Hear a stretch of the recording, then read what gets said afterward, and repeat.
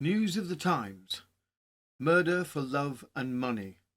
8 true crime cases that shocked the world. Tonight, 8 murders. Not accidents, not crimes of passion, but calculated decisions made for love and for money. Across this episode, we'll move from the drawing rooms of high society to quiet family homes, to streets where the killer was not feared, but trusted. A charming husband who married into wealth and began quietly removing anyone who stood in his way. A devoted neighbour, known for her kindness, who may have poisoned dozens without suspicion. A servant, left alone for just a few hours, and a crime so violent it shocked even the Victorian press. And as each case unfolds, you'll notice a pattern. Not madness, not chaos, but something far colder. Motive. Because in every one of these cases, someone stood to gain. By the time the truth emerged, the question was no longer who could do such a thing, but how they managed to get away with it for so long. Case 1. The Playboy murderer. Poison, wealth, and a deadly deception. True crime from 1916. This case begins not in a dark alley, but in the glittering world of American high society. A handsome young man, charming, well-spoken, and, to all appearances, exactly the kind of husband any wealthy family would welcome. He marries into money, moves into one of the most expensive addresses in New York, and begins living a life most could only dream of. And then people start to die.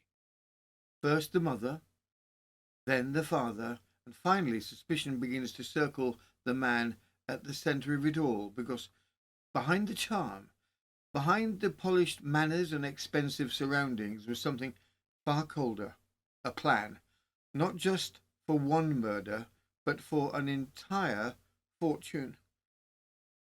And by the time the truth emerged, it would reveal one of the most calculating killers of the early 20th century. Background. John E. Peck and family. John E. Peck was a self-made man. As a drug manufacturer, by 1915 he had amassed a fortune of some £1,500,000, worth approximately £33 million in 2024. His family consisted of his wife, Hannah, and their 2 children. Clara, 28 years of age in 1915, and Percy Peck, 37 years of age in 1915. John Peck himself had a number of health issues in his later life, thereby helping to mask the possibility of murder upon his untimely death a few months after Mrs. Peck. Arthur Warren Waite. Arthur Warren Waite was born in 1887 in Grand Rapids, Michigan.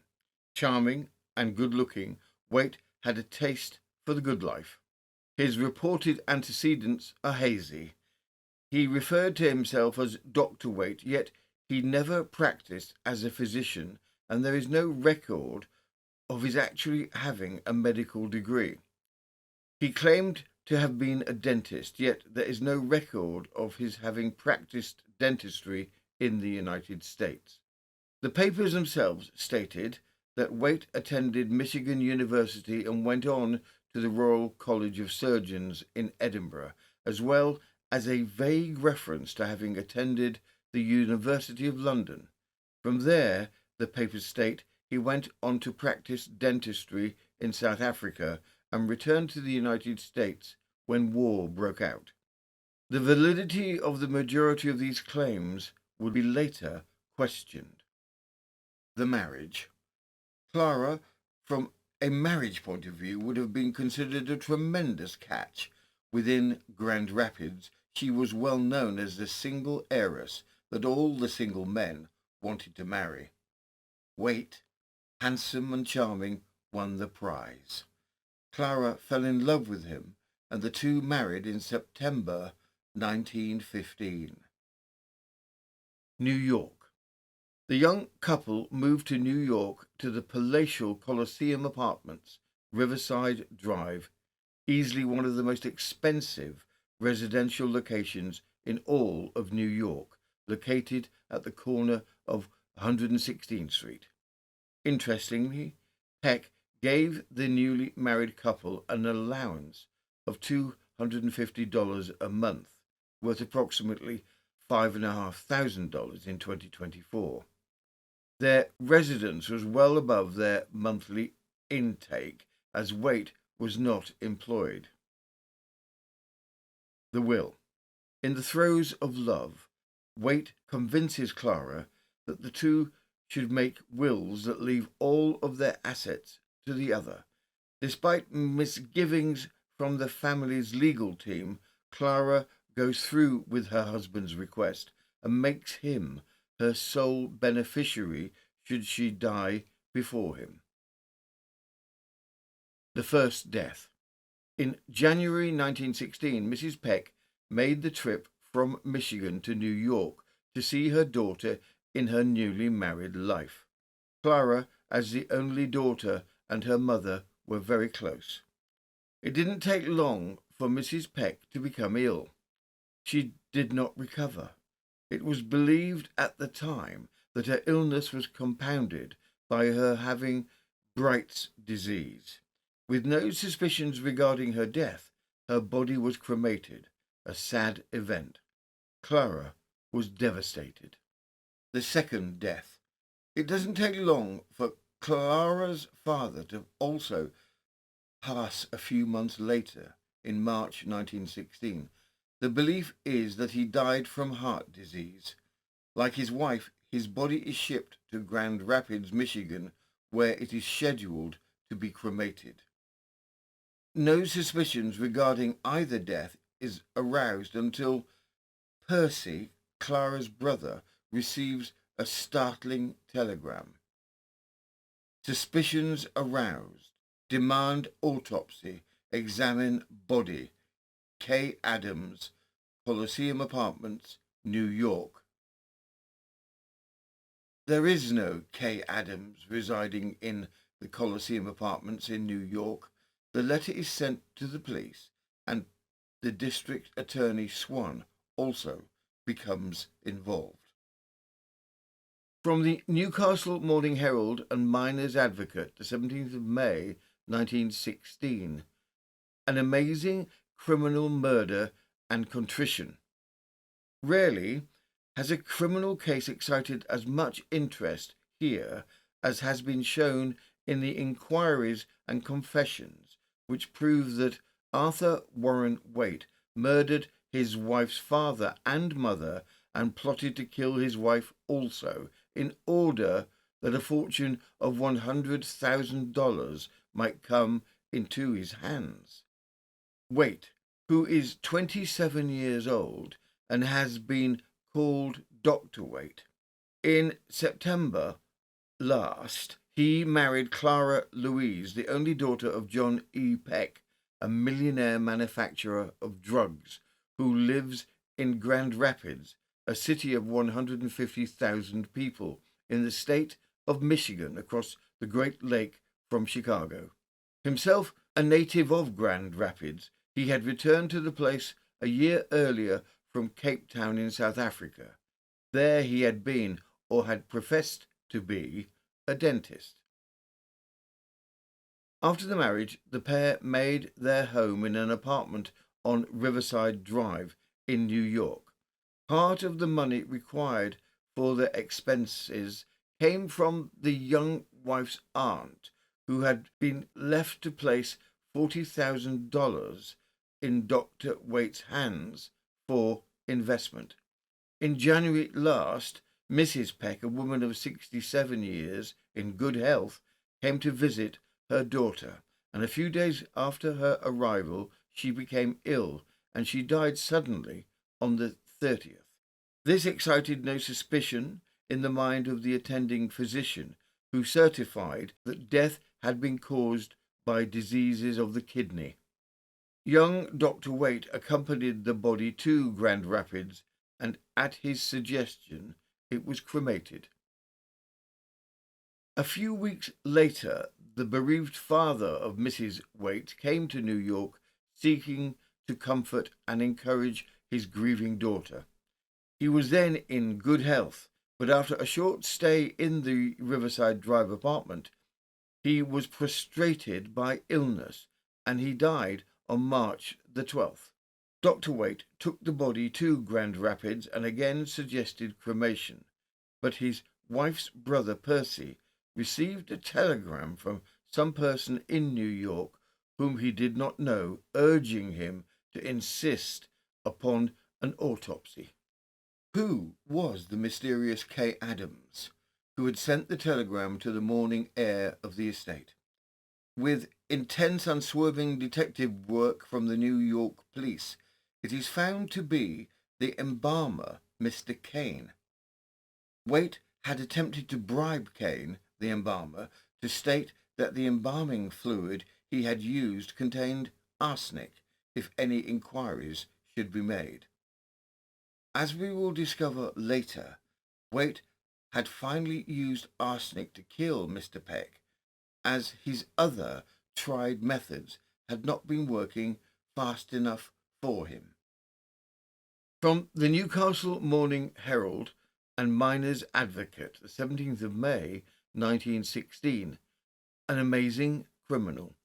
Dr. Waite hurried back to New York, where, by a payment of $9,000, he bribed the man who had embalmed the body to say, if inquiry should be made, that there was arsenic in the embalming fluid.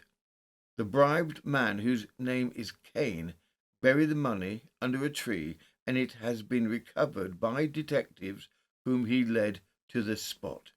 The autopsy brought to light enough arsenic to kill 4 men. Before he left Grand Rapids, Waite induced his wife to make a will in his favor. She had inherited $500,000 from her father. Clara, with the death of both parents within a short span of time, was quite ill herself. It would later be suspected that Waite had been in the process of trying to murder her.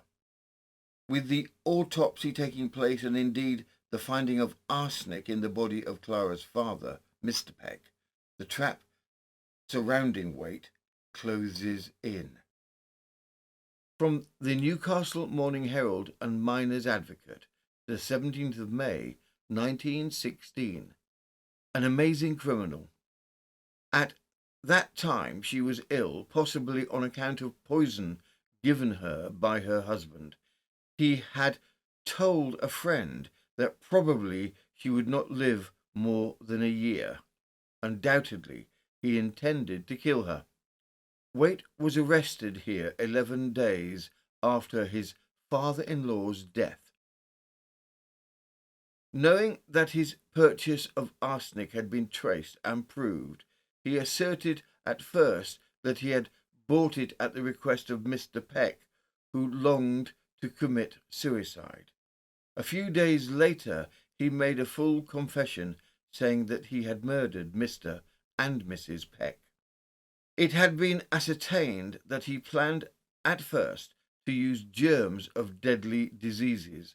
To the laboratory of a medical colleague here he had made 6 visits after the arrival of Mrs. Peck, and by fraudulent representations obtained culture tubes of diphtheria, typhoid, tuberculosis, and anthrax bacilli. These tubes were found in his rooms, but he relied upon arsenic. The trial. The trial was a sensation with its high society scandals, the murder attempts, and the unfolding of what seemed to have been a plan of action involving 7 murders in total. From the newsletter, the 27th of May, 1916, Murders for millionaires' money. Astounding crimes in American high society. Dr. Arthur Warren Waite, now on trial in New York, planned to poison 7 persons. It is alleged. He was determined, it is said, that nothing should stand in the way of his obtaining sole control of the Peck millions. Rapidly, the district attorney's office is revealing his cunning plans. That he was not able to carry out his alleged desires was due solely to the telegram sent from this city by the mysterious A. Adams. It was positively established yesterday that the accused dentist had designs upon the life of Mrs. Margaret Horton, the woman of mystery in the case, and her husband, Harry Horton. His financial dealings with Miss Catherine A. Peck, aunt of his wife and sister of John E. Peck, the dead millionaire, made it highly desirable to cause her death. Dr. Waite's apparent friendship for her served as an admirable mask for his real intentions. Evidence is in the hands of the district attorney Swan that Waite intended to poison his wife, Mrs. Clara Peck Waite, upon her death, and as he provided in a will which he is said to have prevailed upon her to draw up, half of the Peck fortune would revert to him. The death of Percy Peck would assure him the millions in their entirety. The brother shared equally in the estate with his sister. The wife's statement. The following statement has been issued by Mrs. Clara Peck Waite. I feel it my duty to the public to make the following statement. No previous statement said to have been made by me is authentic. I have given nothing whatever to the press. When I was informed of the charges against my husband, I was so shocked and amazed I could not believe them true. It seems to me impossible that a man who had been so uniformly gentle and kind to me, and apparently so loyal, could be guilty of the crime with which he is charged.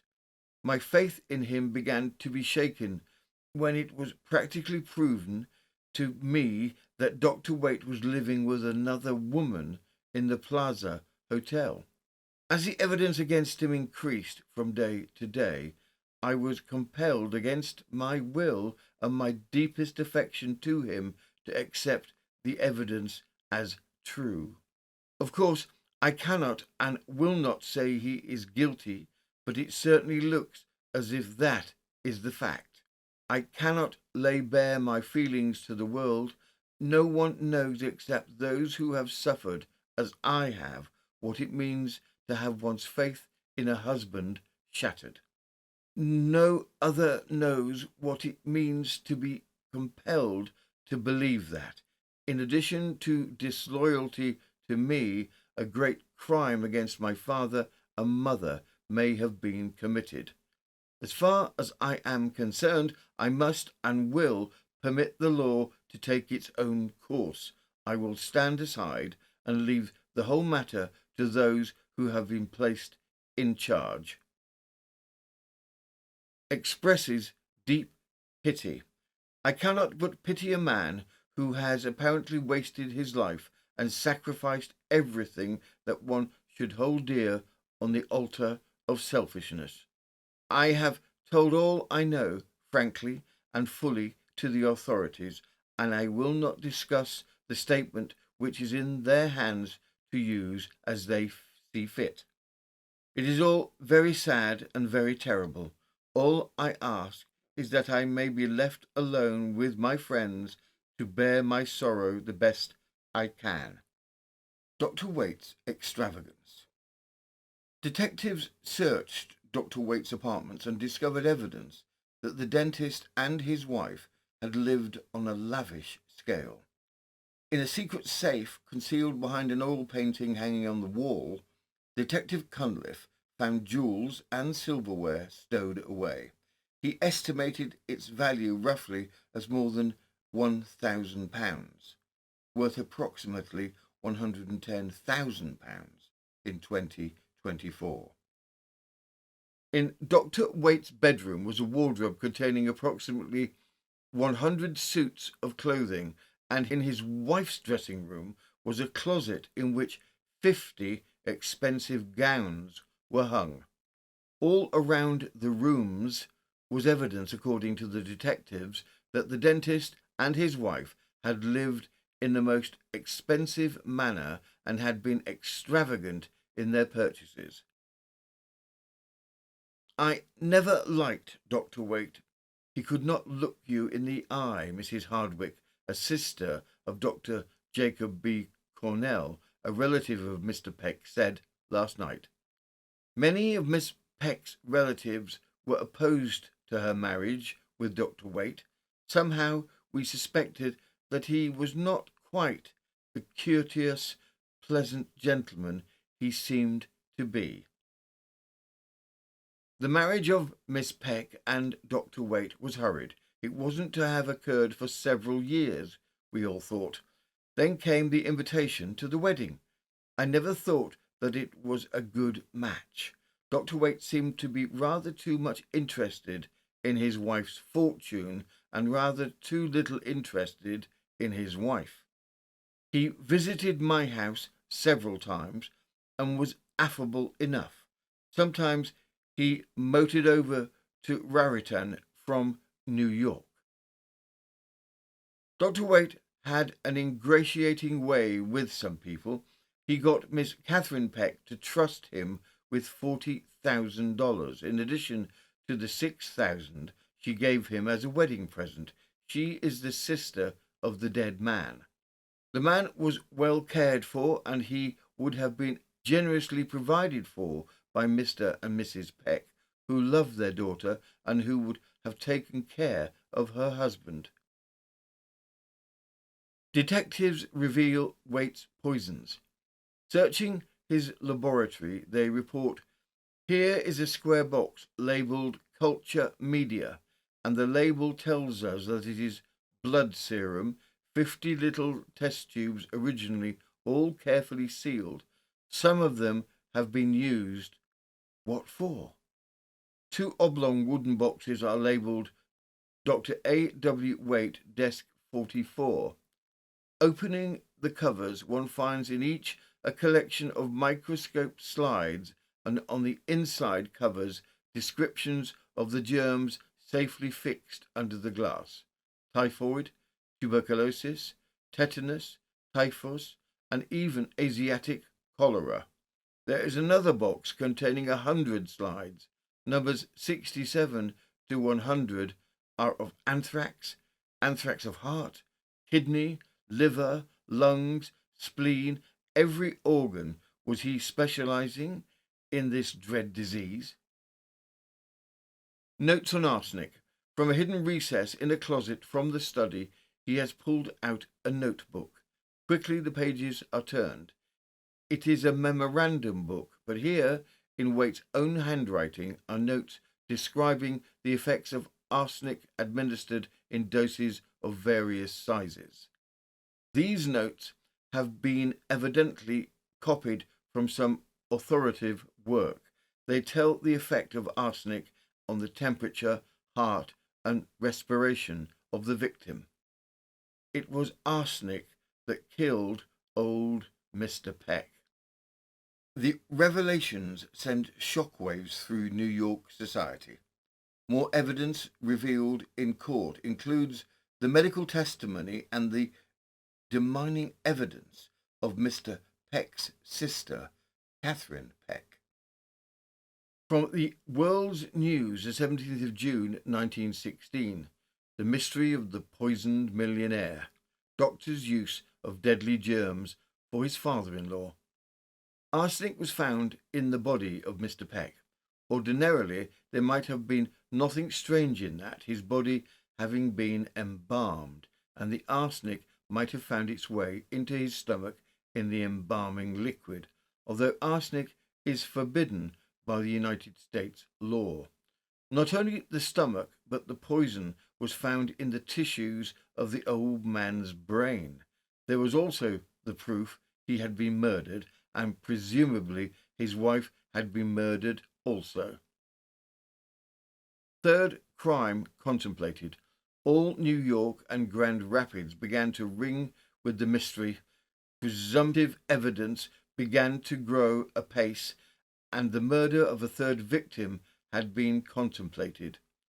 With that life out of the way, there would be nobody to stand between the murderer and the handling of the old millionaire's fortune. Through all these grim developments, Dr. Arthur Warren Waite went his usual daily way. He did not drink, he did not smoke, and he did not swear, but he lied. Miss Catherine Peck, sister of the dead millionaire, proved that he was not an embodiment of all the virtues. He told her, and he told his young wife, that he spent his daytime in doing professional work for the hospitals in New York and elsewhere. But I found that he did not spend his time as he said he did, grieved the elderly lady. Perhaps behind her lament was a recollection of $40,000, worth approximately $875,000 in 2024, which she had given to him to invest for her, she having great faith in his business ability. Strangely enough, it was Dr. Waite who set the cremation of the old millionaire in motion. The old man, in speaking of death, he said, had expressed a wish to be cremated when he died. Still more strange, he too died at Riverside Drive, having been invited there for a change of scene and air after his wife died. On March the 23rd, the district attorney ordered the arrest of Dr. Arthur Warren Waite, son-in-law of the dead millionaire and husband of the victim's daughter. Waite is only 28, while his wife is still only 26. Miss Catherine Peck, the old man's sister, has said in an interview that her brother might have gone to Dr. Waite's study, got a bottle of arsenic there, and so have taken a dose of it in mistake.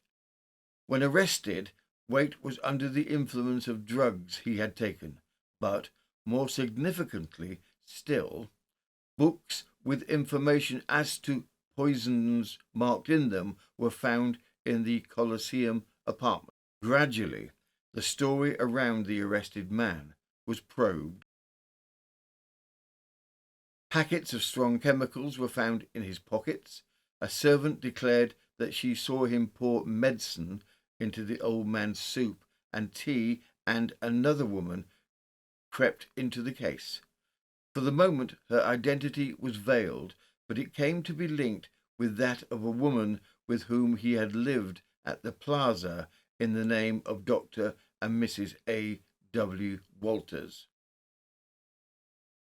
Although allowed $250 a month by the dead man, Waite's living expenses, it was found, must have totaled $50,000, worth approximately $1 million in 2024. His device for keeping his double life secret from his wife began more and more to absorb the police people. He had given a false address in Fifth Avenue, and it was discovered that he had never studied in any of the London University schools. Not less curious, it was found that a man had dispatched the K. Adams telegram. Next, the mystery took an acute turn.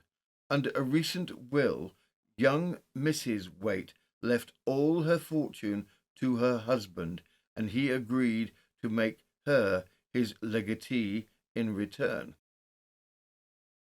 Presently, it was found that he had sent part of the $40,000 entrusted to him by Miss Peck for deposit in a bank at Grand Rapids. So closely had he been watched that when he entered a telephone box, a detective flitted into the one adjoining it to overhear his conversation. All Grand Rapids had formed the notion that he was prospering. Waite's own account of things was that he had bought arsenic at the request of the old millionaire.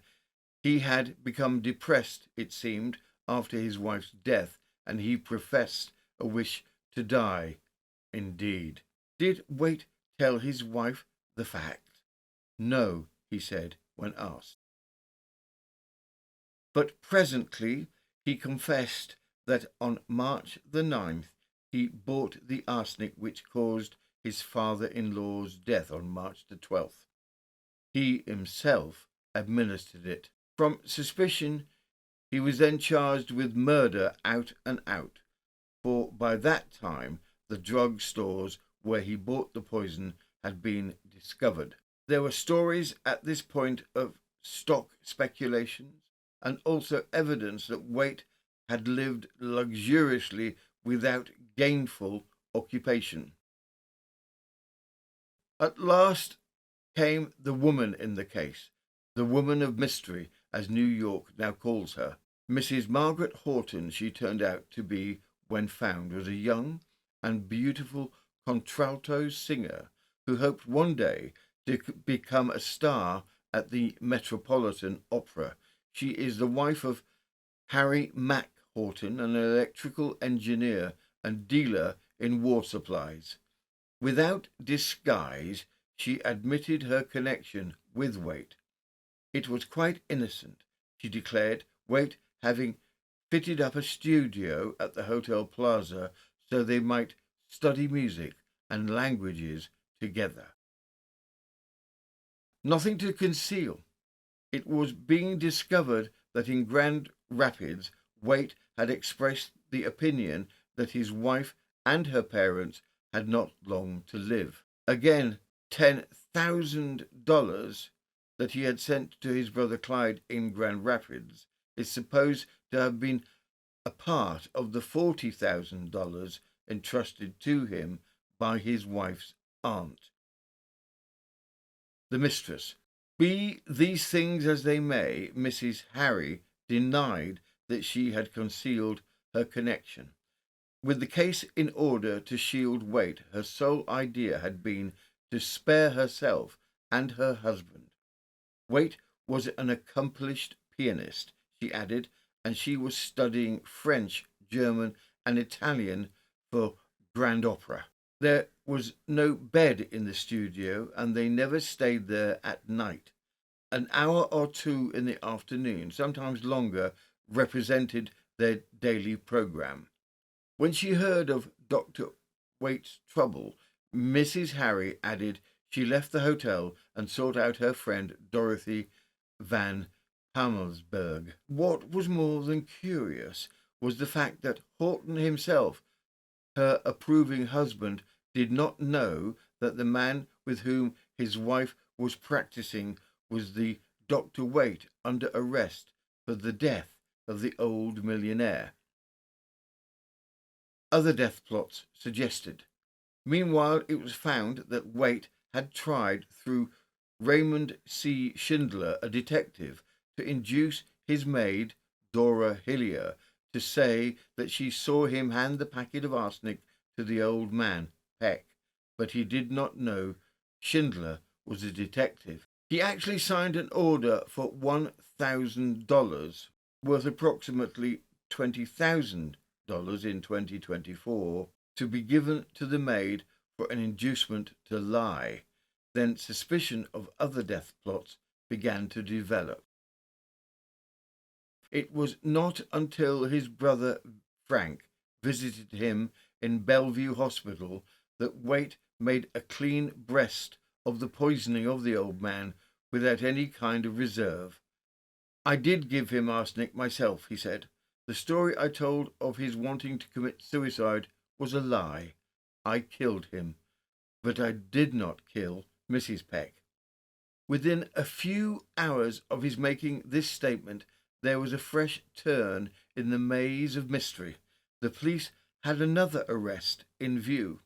Gradually, it came to light that Waite had heard of suspicions against him from the undertaker who buried the dead man. Bribery began to creep in. Kane, an embalmer, was offered $9,000, worth approximately $190,000 in 2024, to say arsenic was in the embalming fluid, but $5,000 was mentioned. Some days later, the police were on the track again. The embalmer was to be arrested on sight. Eventually, he led them to Orient Point, where the sum of $9,000 was dug up. Then Waite himself confessed his crime in a letter to the New York World, and at the very moment there seemed to be more mystery. With his confession and the overwhelming evidence, Arthur Warren Waite is found guilty of the murder of both parents. His defense team attempt to raise the insanity plea, but it doesn't work. From the Gloucester Advocate, the 23rd of August, 1916. Typhoid germ murderer. Arthur Warren Waite, a New York doctor who was condemned to death for murdering both his wife's parents by means of typhoid germs and chloroform, states that he is satisfied with the jury's verdict. Waite, who is a champion tennis player, admitted his guilt in the Supreme Court. He narrated with every appearance of glee the manner in which he employed typhoid germs on his victims, and how, when their death did not come with sufficient rapidity, he resorted to chloroform.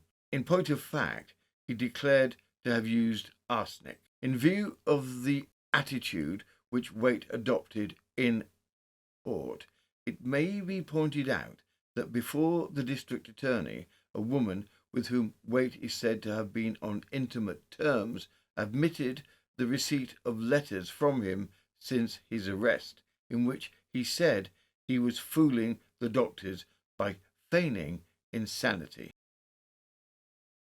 Arthur Warren Waite is executed on the 24th of May, 1917. Case 2. The Smiling Murderess. 50 Wounds and a Maid's Deadly Secret. True crime from 1867. This is not a case of poison or quiet calculation. This is something far more violent. A quiet household, a respected doctor, his wife, their infant child, and a servant girl left alone in the house for just a few hours. By morning, the mistress lay dead, her body bearing more than 50 wounds. The house partially burned, and the only person there to tell the story was the maid. She spoke of burglars, of intruders in the night, of a desperate struggle she barely escaped. But almost immediately, the story began to fall apart, because the evidence did not point to strangers. It pointed inward, to someone who knew the house, who knew the victim, and who, even as the verdict was delivered, stood in the courtroom and smiled. Background. Bridget Durgan was a young Irish immigrant working as a domestic servant in New Jersey in the 1860s. Like many Irish women of the time, she had come to the United States in search of opportunity and found work in the home of Dr. George Coriel and his wife Mary Ellen. Little is known of Bridget's early life, but by all accounts she was competent at her duties and, until the tragedy, had maintained a respectable position. That said, tensions between Bridget and her mistress appear to have escalated in the weeks leading up to the murder. Bridget had reportedly been given notice to leave, a common enough occurrence, but in this case, one that may have already had deadly consequences. When her employer was found brutally murdered with over 50 wounds and evidence of a frenzied attack, all eyes turned to Bridget. Her strange behaviour, conflicting story, and damning circumstantial evidence would ultimately cast her not as a grieving bystander, but as the prime suspect in one of the most horrifying domestic crimes of the 19th century. It was rare, almost unheard of, for an American crime to find its way into the prim and parochial pages of the 19th century British press. But every now and then a case came along so shocking, so ghastly, that even the Atlantic could not contain it. The savage murder of Mary Ellen Coriel and the trial of her Irish maid, Bridget Durgan, was just such a case. Blood, fire, bite marks, and a strangely composed smile at the gallows, all the elements one suspects that made even the editions of Glasgow Herald's clutch their pearls and reach for the printing block. And so, with transatlantic horror duly peaked, from here we leave all commentary behind and present the following text exactly as printed in the Glasgow Herald on June the 15th, 1867. Listen closely, for it carries the same phrasing, punctuation, and atmosphere that gripped the readers at the time. From the Glasgow Herald, the 15th of June, 1867, murder of a physician's wife in America, extraordinary trial. A trial for murder has lately been concluded in America, which may well be termed extraordinary when all its attendant circumstances are taken into account. In the first place, the victim and the accused party were women living in the same house and standing towards each other in the relationship of mistress and maid. The murder for some time was shrouded in mystery and was one of the most cruel and diabolical deeds ever perpetrated in a civilized community. All these circumstances excited an unusual amount of interest on either side of the Atlantic, and when the trial commenced a few weeks ago, the American newspapers were filled day after day for nearly a fortnight with its harrowing details. We have therefore taken the trouble to draw out a narrative of the case from first to last as it came out in evidence at the trial, and which we now lay before our readers without further preface or apology. Previous to the 25th of February last, there resided in the little town of Newmarket in the state of New Jersey a physician named Coriel and his wife, who is said to have been an amiable and accomplished lady in the bloom of youth. They had one infant child and a servant girl named Bridget Durgan, who was of Irish extraction, as her name seems to indicate, and who had hitherto borne a good character so far as her master and mistress knew. The mistress and maid had some differences, however, and Bridget was about to leave her situation for some other place. On the afternoon of the day above named, Dr. Coriel left home on professional business, stating in the hearing of his wife and the servant girl Bridget Durgan that he would not be back till very late in the evening, and very likely not that evening at all. Mrs. Coriel, Bridget, and the baby were therefore left in the house, and the doctor went away all unconscious of the dreadful tragedy that was to be enacted in his absence. How the two women conducted themselves from 5 o'clock in the afternoon till nearly midnight will possibly never be known, but a little before that time, one or two of the neighbours heard, or thought they heard, certain outcries and sounds of a suspicious character proceeding from the doctor's house. As the outcries were not repeated and the other sounds ceased altogether, the neighbours did nothing and soon composed themselves to sleep. About half an hour past midnight, however, the servant girl Bridget aroused the inmates of another house, and having obtained admittance, she horrified her hearers by a tale of robbery and murder. She had the child in her arms. Her hair was hanging in disorder, her clothes were torn and partially stained with blood, and she seemed to be in a terrible state of excitement. She informed Mr. Little, the proprietor of the house, that at about 10:30 a couple of burglars had knocked at the kitchen door of the doctor's house, and her mistress, thinking it was the doctor returning, she ordered her to open the door when the assassins rushed in, mounted the stairs, murdered her mistress, ransacked the whole premises, and finally set fire to the house and made their escape.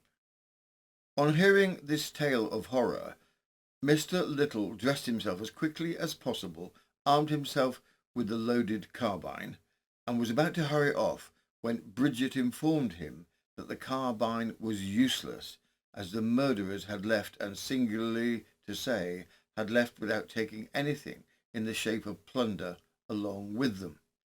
Mr. Little hurried out, however, alarmed some of his neighbours. On reaching Dr. Corniel's residence, they found the doors open and the place partly on fire.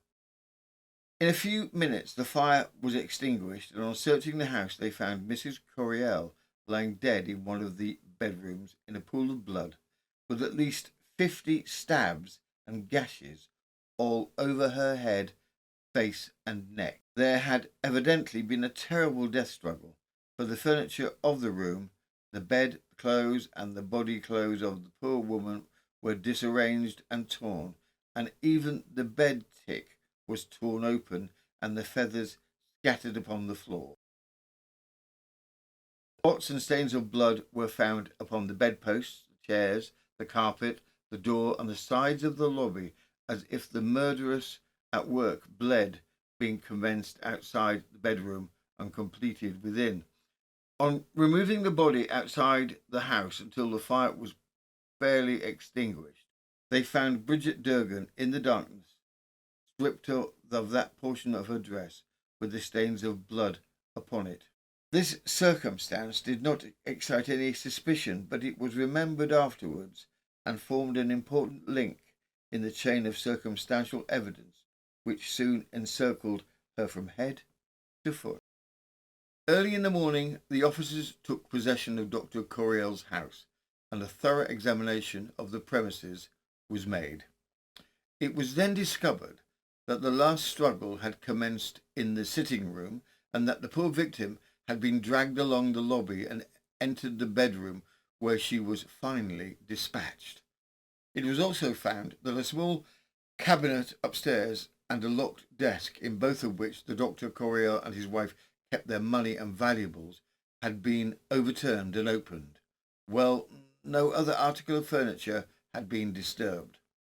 A butcher's knife belonging to the house was missing, and after a patient search it was found stained with blood and buried in a water closet situated in the backyard.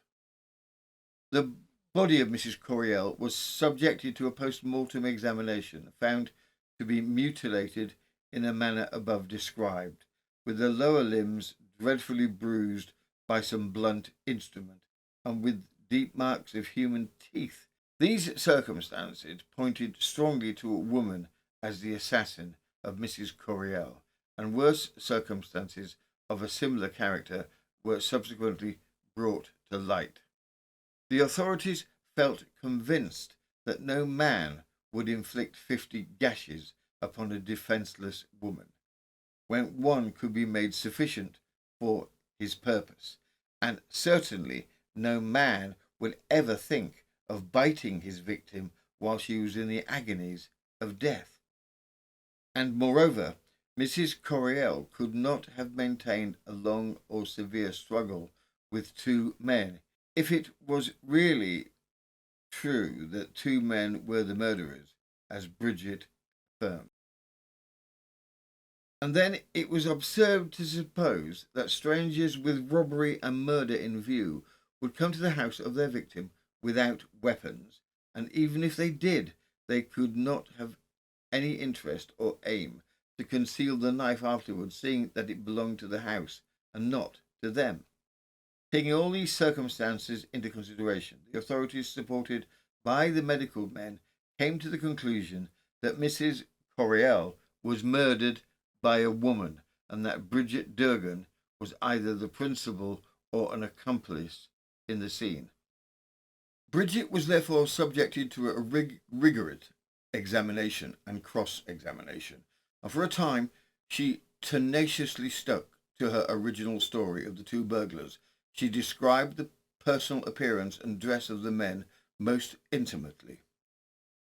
She told how they got into the house and how they found the knife, but she could not give a proper account of the time they were alleged to be there, or how she did not make her escape with the child at once and raise the alarm at the nearest house. She affirmed that the murderers came at about 10:30, and it was proved that she did not reach Mr. Little's until 12:30. Was it reasonable to suppose that she voluntarily remained in the house for 2 whole hours with a couple of murderers, or that she remained quiet with the corpse for some time after they left? She did not allege that she was held in the house or locked in the house while the bloody work was in progress, and when she saw the difficulty about the time, she prevaricated a little and changed the hour of the burglar's entrance from 10:30 to 11. But even this time left an hour and a half unaccounted for, and that looked exceedingly suspicious. Her appearance at Mr. Little's door on the night, or rather morning of the murders, was also very suspicious.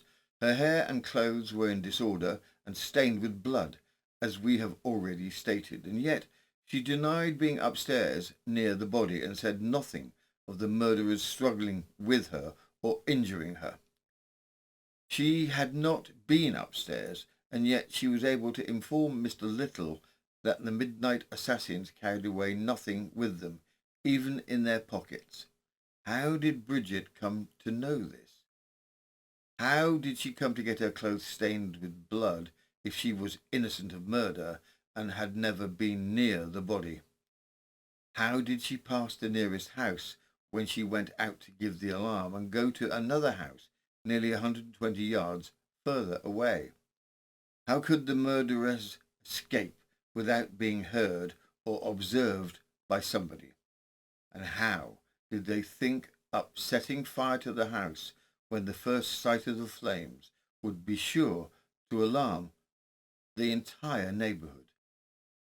And then there was a new fall of snow during the course of that eventful night, but no footprints save those of Bridget Durgan could be found leading in any direction from the house of Dr. Corriell. Bridget's replies to these and other questions only served to deepen the suspicion against her, and in due course she was committed to prison and charged with the murder of her mistress. While awaiting her trial, Bridget Durgan omitted 2 or 3 line declarations. She attempted to incriminate at least 3 innocent people who were fortunately able to prove an alibi. Bridget admitted a certain share of complicity, but she denied having any hand in the actual murder. Bridget confessed that she opened the door to the burglars knowing their business beforehand, and that she told one of them where the most valuable part of the plunder would be found. Bridget had the opportunity, and the victim was mangled in a similar way to Jessie the Cleaver crime. Bridget attempted to get rid of the blood-stained clothes and to account for the stains, but the clothes were found and formed important links in the chain of evidence against her. In this case, there was no scapegoat on whom she could throw the blame by the concoction of a statement, and outsiders whom she tried to implicate were able to prove an alibi. She alone had the opportunity so far as can be ascertained, and the motive was most probably either plunder or revenge or both.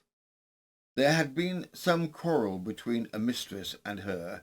Bridget received notice to quit, and although no property was actually taken away or concealed, the secret receptacles of the house were found to be overhauled, and no stranger could have done this, and nothing more by accident.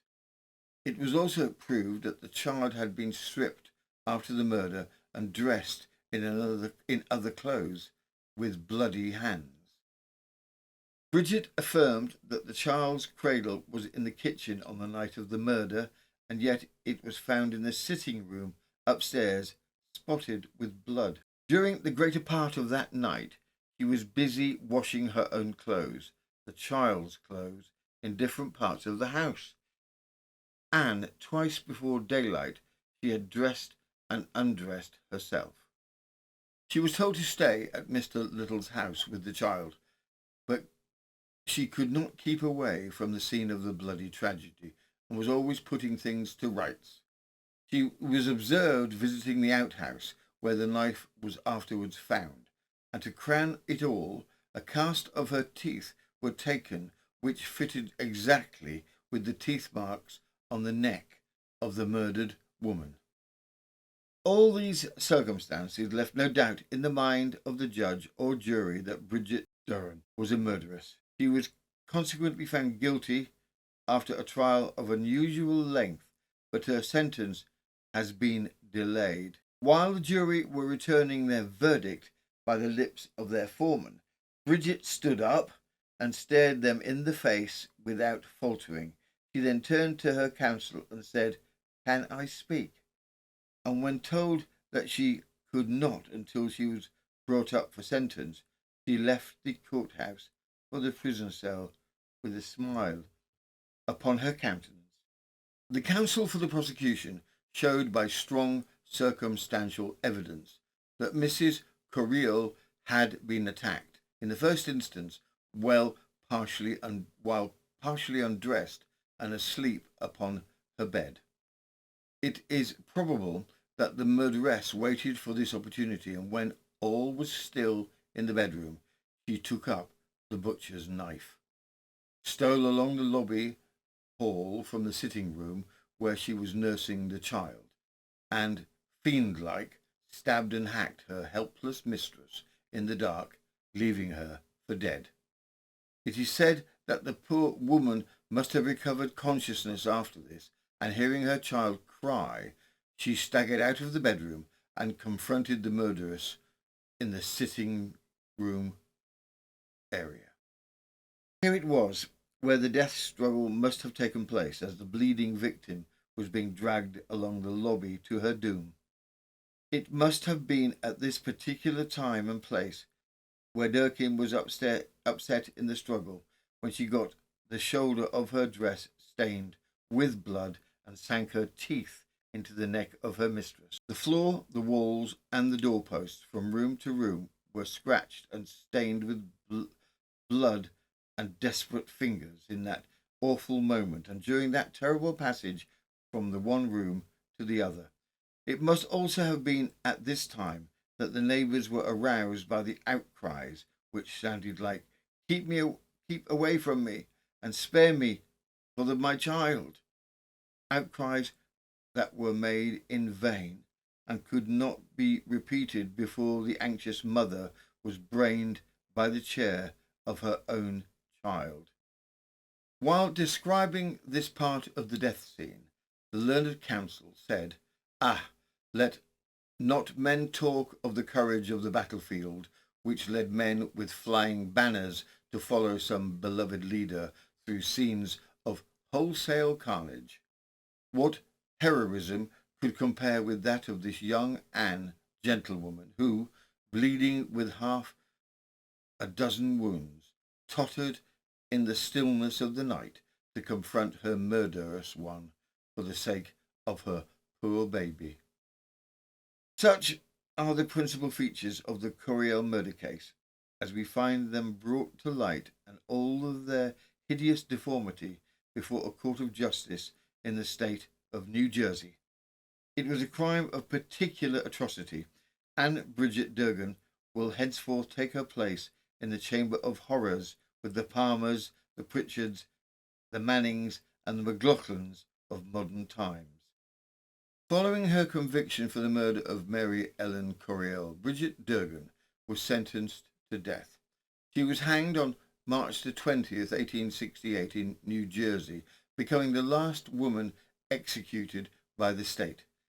Her hanging drew a large crowd, a morbid spectacle typical of the period, and contemporary reports noted that she maintained her composure until the end, consistent with that unnerving smile mentioned in the Glasgow Herald article.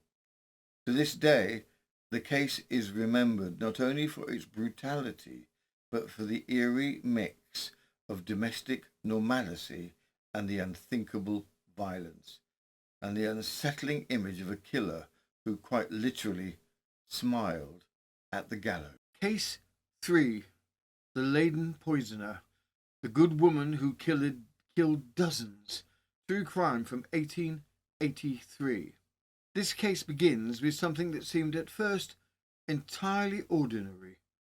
A poor neighbourhood, families living close together, illness spreading quickly, and deaths that, at the time, were put down to one familiar cause: cholera. A mother dies, then a child, and then another, and then another, and each time there is someone there to help. A neighbour, a friend, a woman known throughout the community for her kindness. They called her Good Me. She cared for the sick, comforting the grieving, and moved quietly from house to house, welcomed without question. But as the deaths continued to mount, a doctor began to notice something troubling. The symptoms were just a little too familiar, and what followed would reveal not a single act of murder, but a pattern, one that may have claimed dozens of lives and turned one of the most trusted women in the community into one of the most prolific poisoners in European history. Background. Maria Swanenberg was born September the 9th, 1839, as one of 12 children in extreme poverty in Leiden. Reports have it that her father was an alcoholic and spent what little money he had on drink. Leiden at the time, like many other parts of the world, was beset by cholera, with symptoms of vomiting, diarrhea, and leg cramps. Leiden's family lived in a very small workers' cottage. Maria's father was regularly unemployed and a reported alcoholic.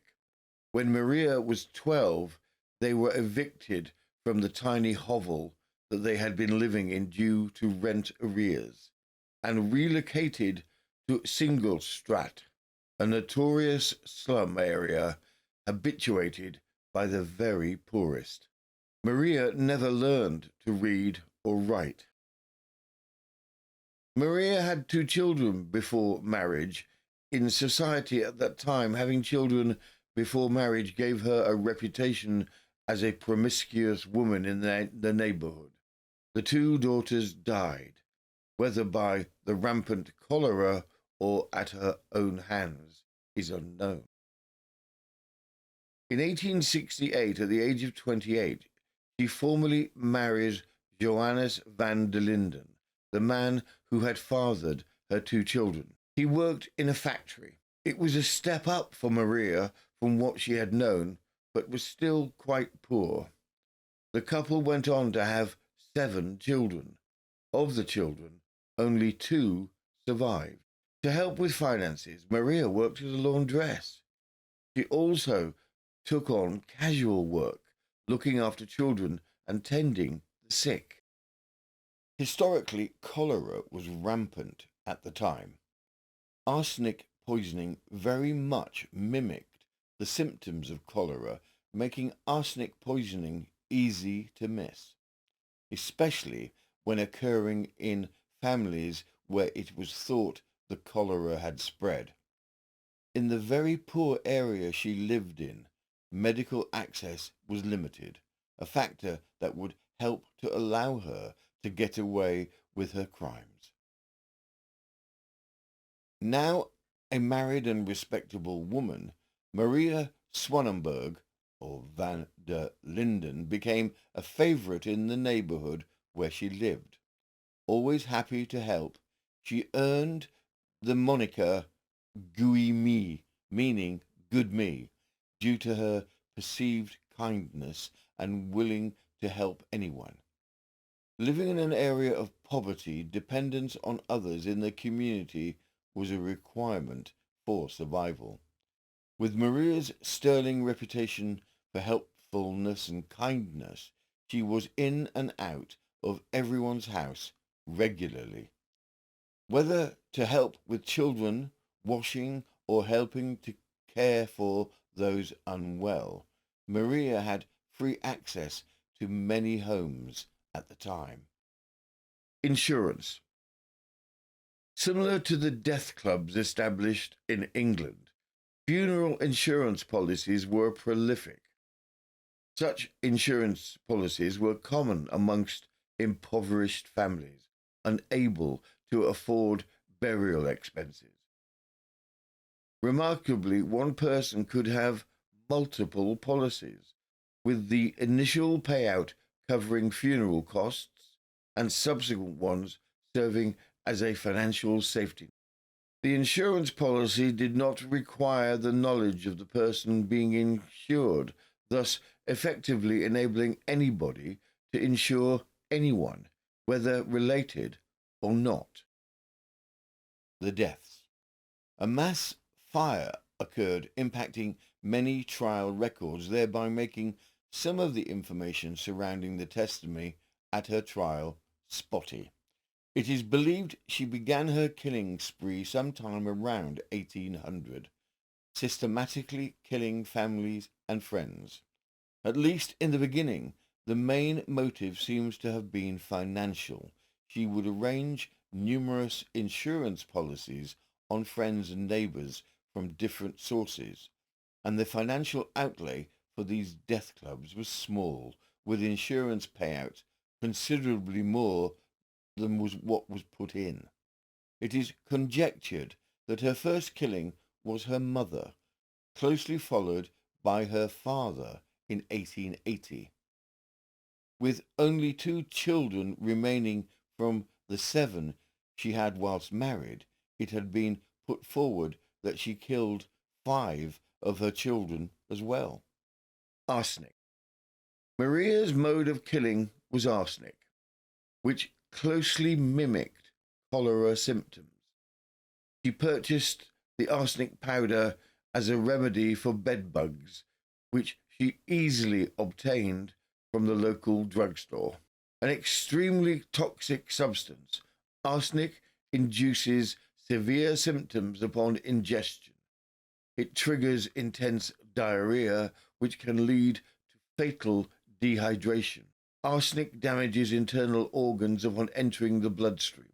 Victims suffer agonizing headaches and light sensitivity as the poison reaches the brain.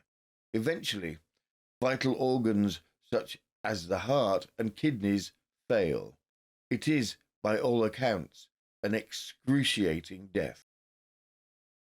Her method was simple.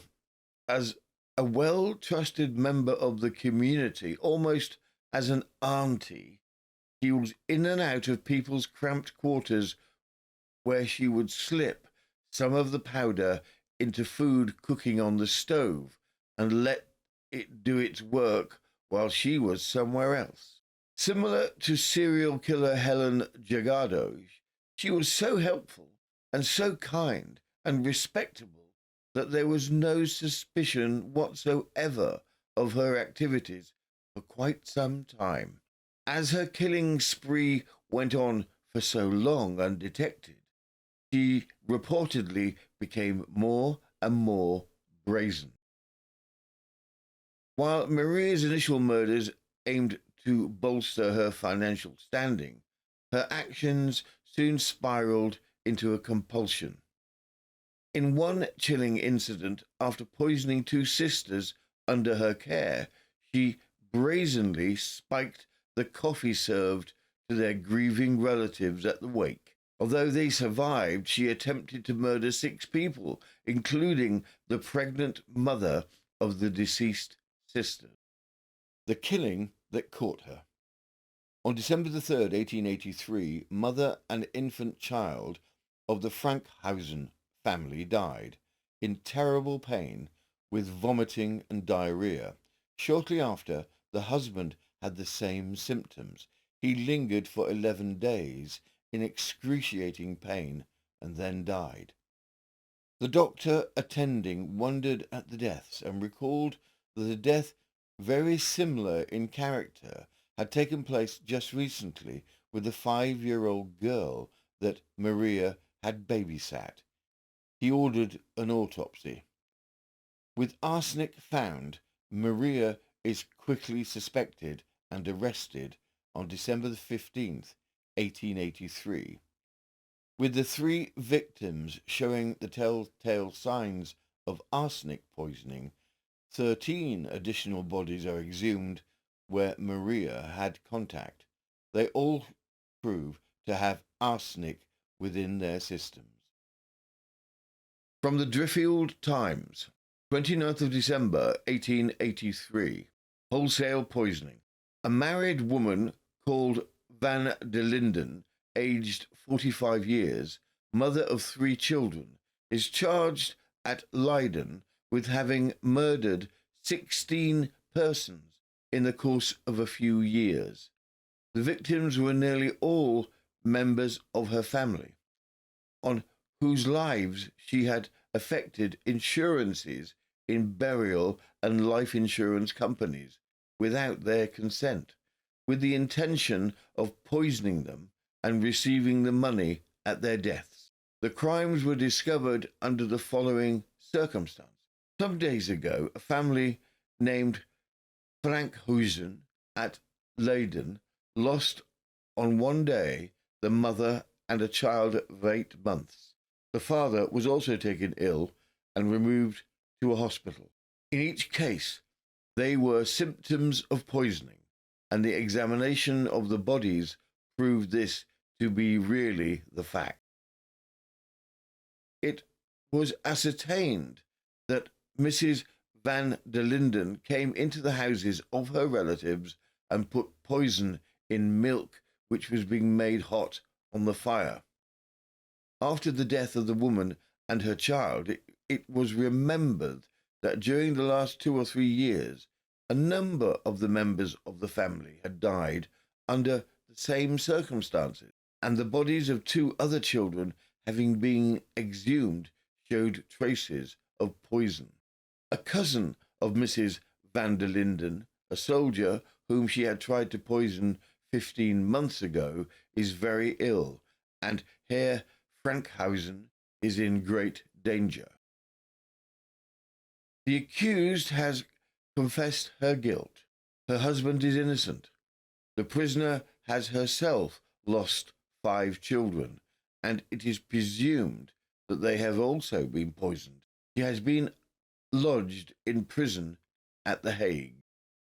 Now imprisoned, Maria confesses to some of the crimes that would eventually be placed at her door. An investigation follows lasting a year and a half, in which 90 bodies are exhumed and tested with which Maria had contact. They are found filled with arsenic. In anticipation of the trial to come, the judge orders psychological testing on Maria.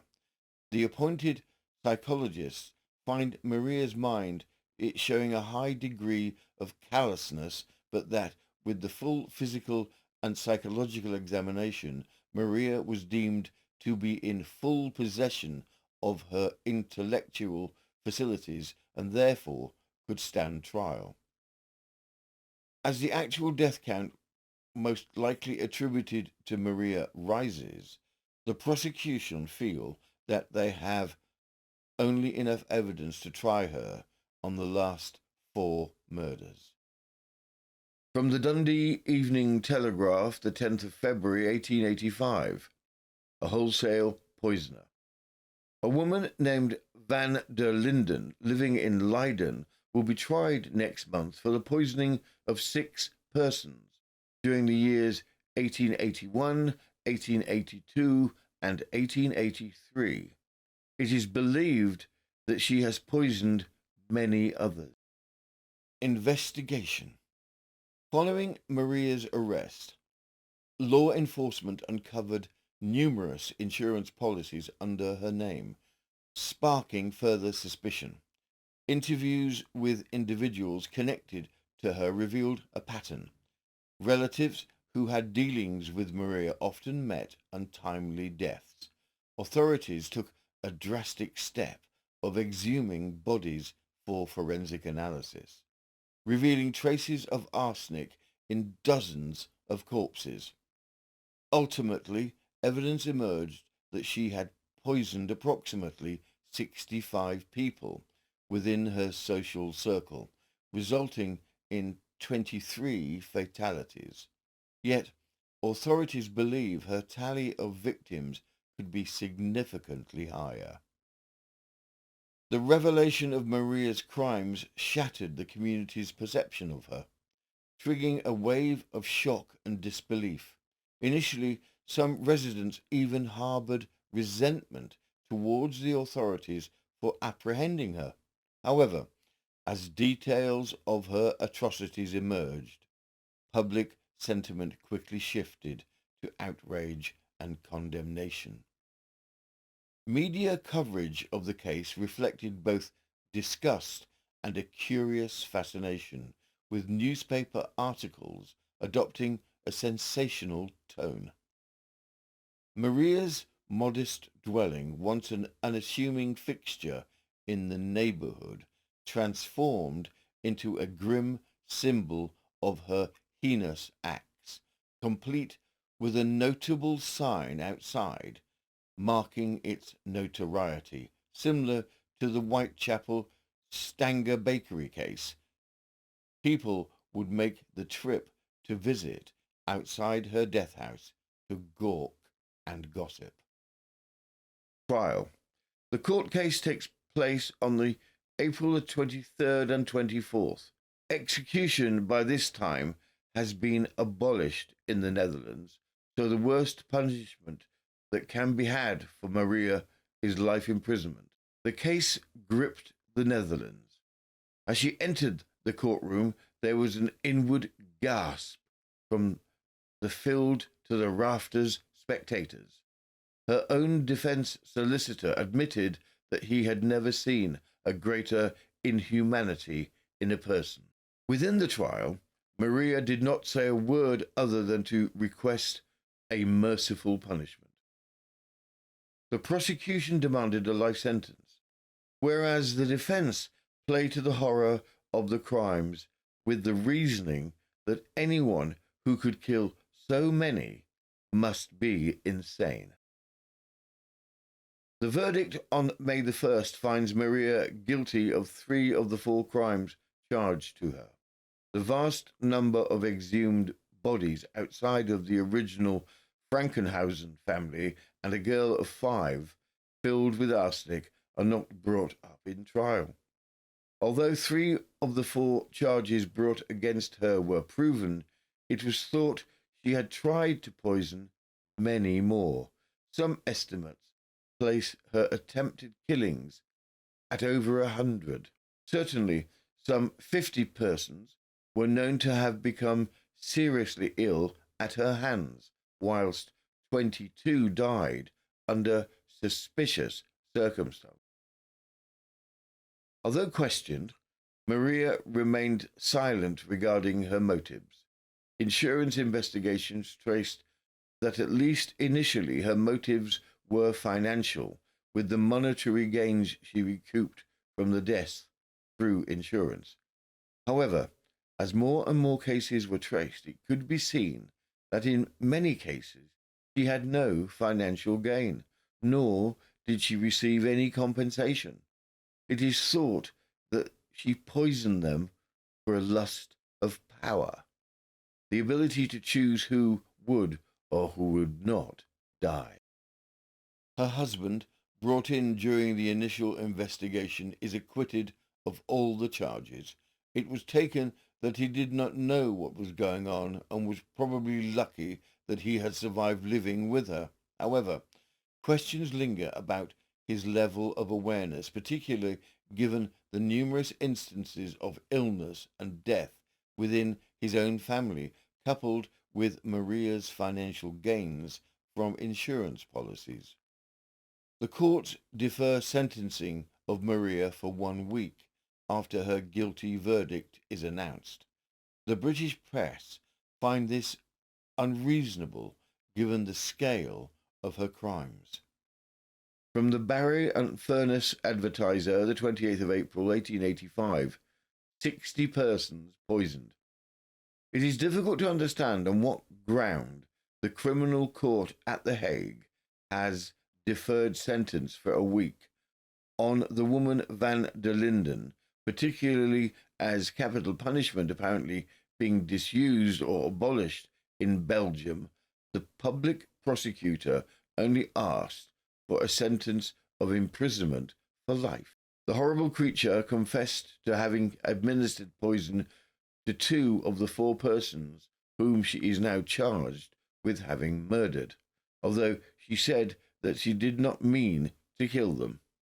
It is said that she actually murdered about 60 persons, some of them for the purpose of obtaining sums for which she had insured their lives, and others for no ascertainable reason.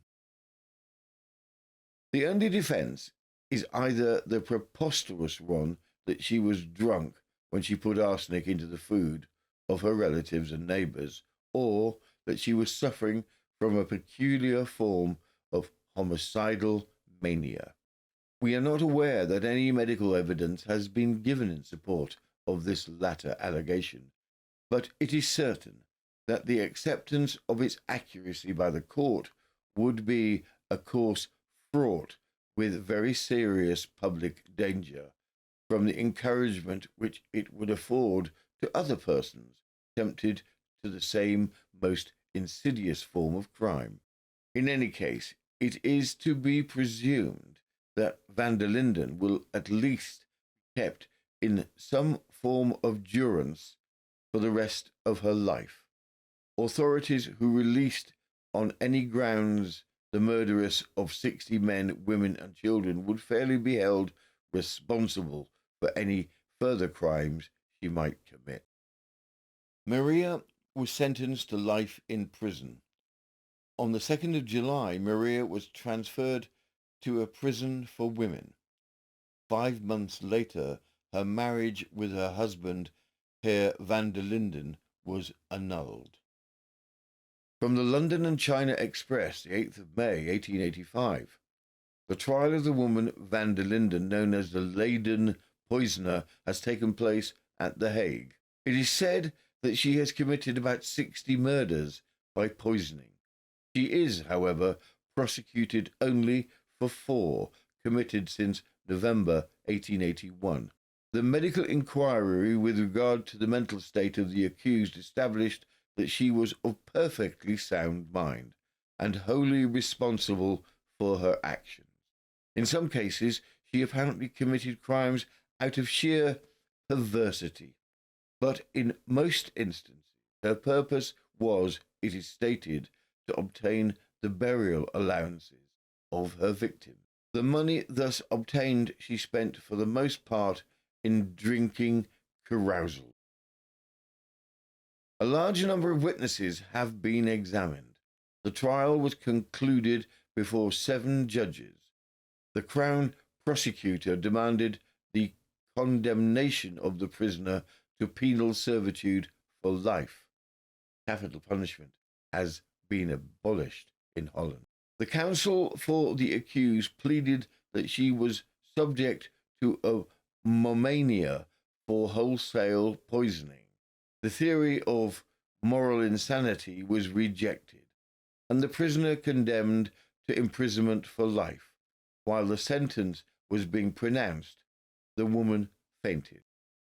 2 years later, Maria was transferred to a different women's prison in Gorinchem. From here, Maria tries several times to obtain a pardon. None of her multiple attempts are successful. From the Western Morning News, 3rd of July 1885, the Dutch High Court of Justice has rejected the appeal of the woman van der Linden, known as the Leiden poisoner, and has sentenced her to imprisonment for life. Maria died in prison in 1915 after 20 years of imprisonment. Postscript. Maria's arrest sent shockwaves through society. Legislative measures governing the sale of arsenic underwent revisions, and there were calls from journalists and intellectuals to reinstate the death penalty specifically for her case. The case in the Netherlands had a resounding impact. Laws were introduced limiting the easy access to poisons such as arsenic. Funeral insurance legalities were tightened, disallowing the ability to take out insurance without the subject's knowledge. Improvements were made to the state of medical care available to poorer social classes. Case 4. The Socialite Poisoner. A family dying for money. True crime from 1894. This case begins not with suspicion, but with admiration. A woman of beauty, of pedigree, moving effortlessly through the highest levels of Belgian society. She entertained lavishly, dressed impeccably, and was welcomed into the finest homes in Antwerp. Nothing about her life suggested danger, and yet, behind the elegance, there was a pattern. A sister invited to stay falls suddenly ill and dies. A wealthy uncle dines at her table and is dead within hours. A brother returns home after years abroad only to meet the same fate. Each death explained away, each certificate signed without question, and each time money quietly changed hands. Because beneath the refinement and the carefully maintained image of respectability was something far more calculated. A woman who had discovered that death, properly arranged, could be extraordinarily profitable. In April of 1894, the whole of Belgium was rocked by the news of the alleged serial slayings of various family members by Madame Jonniot, a woman who was a mainstay in the highest social standing tiers and who was known by everyone due to her impeccable family pedigree. The news was so shocking it was secretly investigated by police and newspapers for several weeks before releasing the information. From the Edinburgh Evening News, 18th of April 1894, alleged insurance murders. A Central News telegram dated Antwerp Wednesday says Madame Jonniot has been arrested today on suspicion of having poisoned some wealthy friends and relatives in order to obtain insurance money. The amount of the insurance is stated to be between £4,000 and £6,000. The case has excited the most intense interest throughout Belgium, the newspapers having, for some time, guardedly referred to the mysterious deaths and the probable arrests of certain persons implicated. Madame Jonniot is a daughter of the well-known and eminent late General Abelais, and she and her husband moved in the best Belgium society. Madame Jonniot was the daughter of General Abelais, known as one of the finest cavalry soldiers in the Belgian army. She was also the niece of the former aide-de-camp to King Leopold. She had married Monsieur Frederick Faber, a noted author and bibliophile. Monsieur Faber was famous but poor. To help offset costs, the Fabers took in a paying lodger, Monsieur Jonio. Monsieur Faber conveniently died in 1884, allowing her to marry the lodger, Monsieur Jonio, who had a very high role in the government. Monsieur and Madame Jonio were highly active in the highest levels of society within Belgium. However, Monsieur Jonio's relatively modest salary within the government was unable to sustain the high levels of expenditure required to maintain their social position. From Lloyd's Weekly News, the 17th of March 1909, Madame Jonio. Madame Marie-Thérèse Jonio, the second wife of a distinguished engineer holding a government appointment at Antwerp, was known in Belgian society as a beautiful and brilliant woman, with charming manners and a fondness for the pleasure of the card table. The daughter of a distinguished soldier, General Jules Abelais, she had, as a young girl, enjoyed social celebrity, and it was considered quite a romance that soon after her father's death she fell in love and married a studious man with anything but a large income. The husband of her choice was Monsieur Frederick Faber, a well-known bibliophile and historian. The modest means of Monsieur Faber did not prevent Madame Faber, who had inherited very little from her father, continuing to entertain and to lead the life of a woman of fashion. But with these outward shows there was little economies practised in the Faber household. One of these economies was the receiving into the family circle of a paying guest. This paying guest was Monsieur Henry Jonio, a clever engineer who some years previously had come to Brussels to take up a well-paid government appointment, bringing his wife and family with him. In Brussels, Monsieur Jonio's wife died, and it was after her death that he took up his residence with the Fabers, whose acquaintance he made soon after he came to the Belgian capital. On December the 4th, 1884, Monsieur Faber died of a sudden attack of gout. In 1886, it was announced that Monsieur Jonio, a widower, had taken as his second wife the charming widow of his old friend and host, Monsieur Faber. House of Death. It is said that Monsieur Jonio and his wife were a devoted couple, and apparently the world was going well with them. Soon after the wedding, Monsieur Jonio made a further advance in his profession and was promoted to the post of chief engineer in connection with some government works at Antwerp. In Antwerp, the happy pair took a fine house near the Boulevard Leopold at number 33 Rue de Nevers, where they lived luxuriously and entertained lavishly. In their home in the ultra-chic address of Rue de Nevers, visitors had a habit of dying.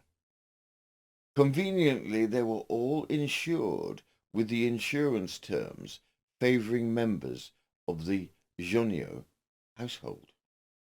From the Scotsman, the 19th of April, 1894, alleged triple murder in Belgium, arrest of a lady of position, a remarkable story. Madame Jonio, wife of Monsieur Henry Jonio, chief state engineer of roads and bridges in the province of Antwerp, was arrested this morning on charges of murdering several of her relatives in order to obtain the large sums for which their lives had been insured. This arrest is merely the prelude to the most sensational murder trial that has ever taken place in this country, whether it be judged by the atrocious character of the crimes alleged, the social position of the actors in the tragedy, or the remarkable recklessness or daring of the criminals. For the last 7 or 8 weeks, public rumour has been busy with this case, but owing to the exalted position of the suspected persons, the newspapers have not dared to do more than vaguely hint at a forthcoming scandal, because it was well understood that the first that published any name in connection with the case would be prosecuted for libel. The necessity for continued reticence has been removed by the arrest of Madame Joniot, and the Independence edge with characteristic enterprise and promptitude takes the lead today, with a full history of the case based upon inquiries upon which 20 members of its staff have been engaged for several weeks past. The accused woman, Marie-Thérèse Joniot, is a daughter of the late distinguished Belgian General Abelais, who was in his day the finest cavalry soldier in Belgium. She is niece of General Omar Abelais, formerly aide-de-camp to King Leopold, and of General Narcisse Abelais.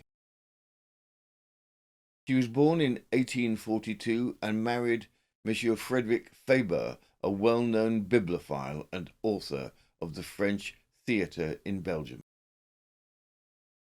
Monsieur Faber died in December 1884 from supposed gout, it was said, and in 1886 the widow became the wife of Monsieur Joniot, who had been left a widower 8 years previously. Although occupying a most important position in the government service, Monsieur Joniot's salary was only about £400 a year, worth approximately £65,000 in 2024, and his wife had practically no means of her own. But the couple lived in first-rate style in a large mansion having an imposing frontage in the Rue des Neviens, a few steps only from the well-known Boulevard Leopold. In this house died successively the persons for the alleged murder of whom Madame Joniot is now in custody. It was the small salary and extravagant manner of living of Monsieur and Madame Joniot, coupled with the fact that they were heavily in debt, that first caused the police to ask themselves the question how the couple could possibly hope to pay several heavy insurance premiums, the last of which alone amounted to about £145 per annum, worth approximately £22,000 in 2024. The alleged victims of Madame Joniot were, victim 1, Mademoiselle Léon Abelais, sister. The unmarried sister, Mademoiselle Léon Abelais, died at Monsieur Joniot's house when she was on a visit in Antwerp in March 1892, aged 42 years, after only a few days' illness, during which she was nursed by her sister. Death was attributed to an attack of influenza followed by pneumonia. The body was taken to Brussels and interred in the cemetery. On the 20th of last March, in consequence of the sinister rumours then current, the body was exhumed and examined by doctors, surgeons, and poison experts. Mademoiselle Léonie Abelais, who lived on a small allowance made by her relatives, was insured in the Netherlands Company for 70,000 francs for the benefit of Madame Joniot's daughter by her first husband. The insurance premiums were paid by Monsieur and Madame Joniot. Victim 2, Monsieur Jacques Jean van der Kirchhoff, uncle of Monsieur Joniot. The second victim was Monsieur Jacques-Jean van de Kirchhoff, the great and wealthy cotton manufacturer of Ghent, an uncle to Monsieur Joniot. Monsieur Kirchhoff was a staff colonel of the Civic Guard of Ghent, president of its leading club, and friend to the principal nobles and government officials of that city and province. He was a daring and skilful horseman, a man of great stature and physical strength, and of robust health. He was a bachelor over 60 years of age, but the Independence Belge papers states that shortly before his death he told some of his friends confidently that he intended to marry a young lady by whom he had had a son, and he proposed to leave the bulk of his fortune to that son. On the 17th of March 1893, Monsieur Kirchhoff went to Antwerp at the invitation of his nephew, Monsieur Joniot.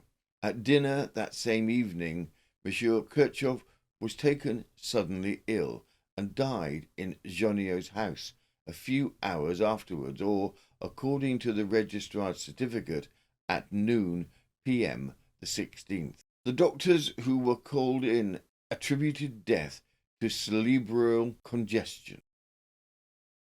The remains were interred in the cemetery at Ghent, the funeral being almost a public ceremony owing to the position of the deceased. At the beginning of last month, the body was exhumed in order to ascertain whether there was any foundation for the popular rumour that death, as in the case of Mademoiselle Abelais, was due to poison. Only a few weeks before his death, Monsieur Kirchhoff had insured his life for a large sum for the benefit of Monsieur and Madame Joniot in a Belgian office. Victim 3, Monsieur Alfred Abelais, brother to Madame Joniot.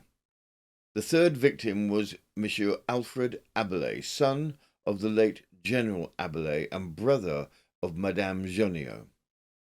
He was born in December 1840.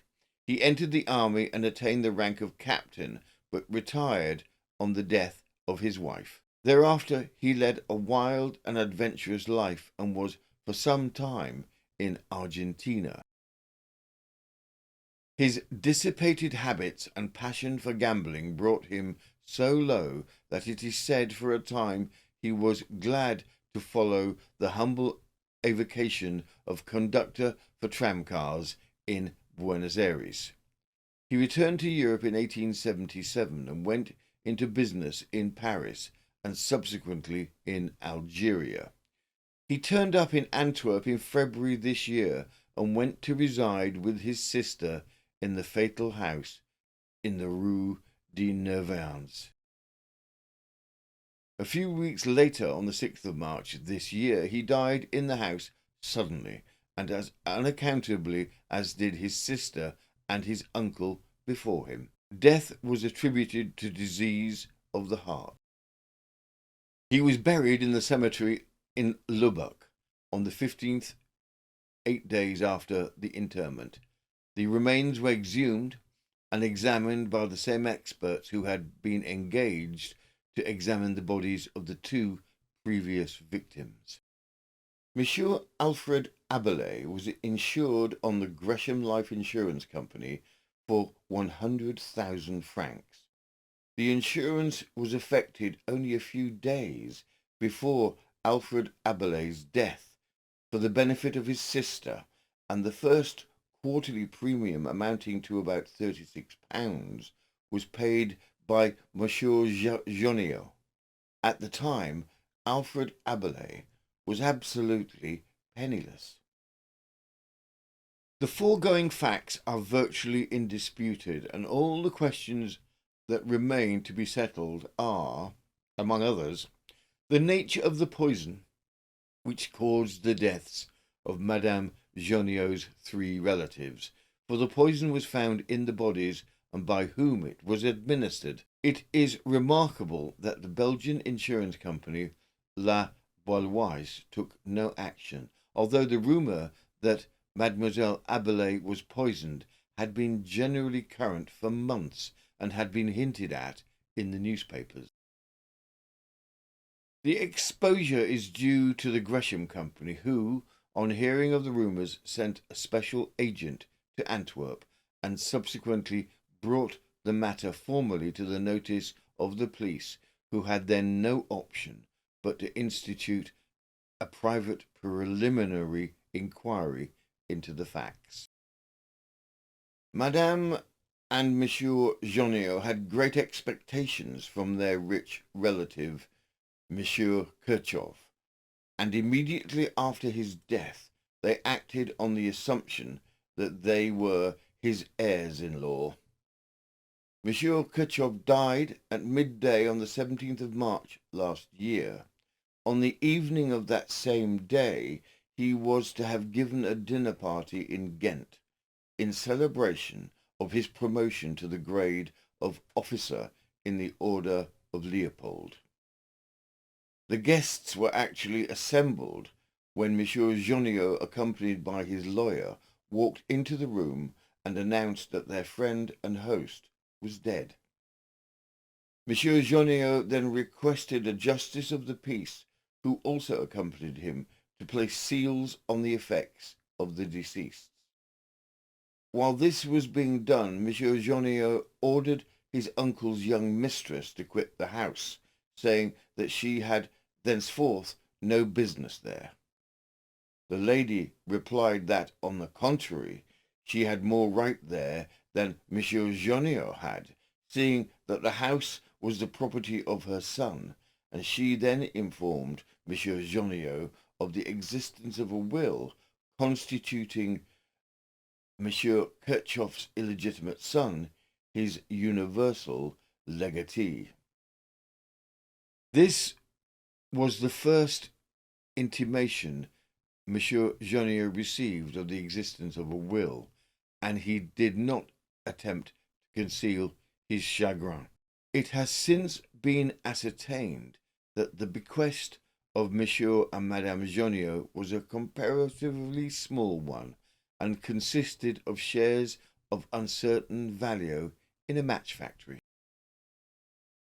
It has also been ascertained recently that there were two policies on the life of Mademoiselle Leonie Abelet, one for 30,000 francs and another for 40,000 francs in a different insurance company, the latter having been effected only a month before the death. Both insurances were for the benefit of Madame Joniot's daughter, who has since married. The money has been duly paid over to her. The magisterial inquiry into this remarkable case has been conducted with such secrecy that it is impossible to ascertain the value and extent of the evidence in the possession of the authorities.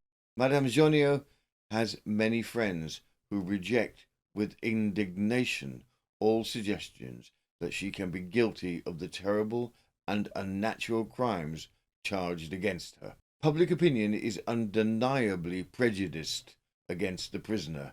The arrest has caused an enormous sensation throughout Belgium. Among the three deaths, the death that started the questions and investigation was the last one of her brother, who was healthy but penniless.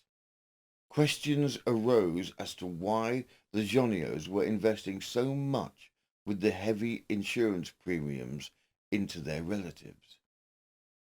It was in February 1892 that Monsieur and Madame Joniot had, with deep sorrow, to inform their friends of the cruel loss they had sustained by the death of Mademoiselle Leonie Abelet, who had died suddenly at 33 Rue de Nevians from an attack of influenza. It was in March 1893 that Monsieur and Madame Joniot had to inform their friends of the cruel loss they had sustained by the sudden death of Madame's uncle, Monsieur Jacques van der Kerkhoff, at 33 Rue de Nevians from a sudden attack of cerebral hemorrhage. It was in February 1894 that Monsieur and Madame Joniot had to inform their friends of the cruel loss they had sustained by the sudden death of Madame's brother, Monsieur Alfred Abelais, at 33 Rue de Nevians, from a sudden attack of heart disease. Influenza, cerebral hemorrhage, heart disease. According to the certificates of death signed by a medical man who was called into number 33, these were the causes of the three cruel losses which overwhelmed Monsieur and Madame Joniot with such deep sorrow. But when the certificate of Monsieur Alfred Abelais's death was received at the Gresham Life Office, accompanied by a claim for 100,000 francs, or £4,000 in English money, worth approximately £620,000 in 2024, the managing director, Mr. Perrin, was, to use a homely phrase, somewhat taken aback. The policy of insurance on the life of Monsieur Alfred Abelais, a strong, healthy man of 42, had only been issued a few days previous to Madame Joniot through the Brussels office. Mr. Perrin telegraphed to Brussels only to find that the notice of death had been given after the body had been buried. As investigations gain momentum, it is established that Madame Joniot had purchased considerable amounts of morphine by copying the initial prescription and taking them to different chemists within Brussels. It is also discovered that Madame Joniot had purchased arsenic. As the exhumation of the bodies proceeds, evidence is collected. From the Scotsman, the 21st of April, 1894, the poisoning cases in Belgium. Madame Joniot will appear tomorrow morning before the chamber of the council, and there is little doubt that a warrant for her arrest will be confirmed.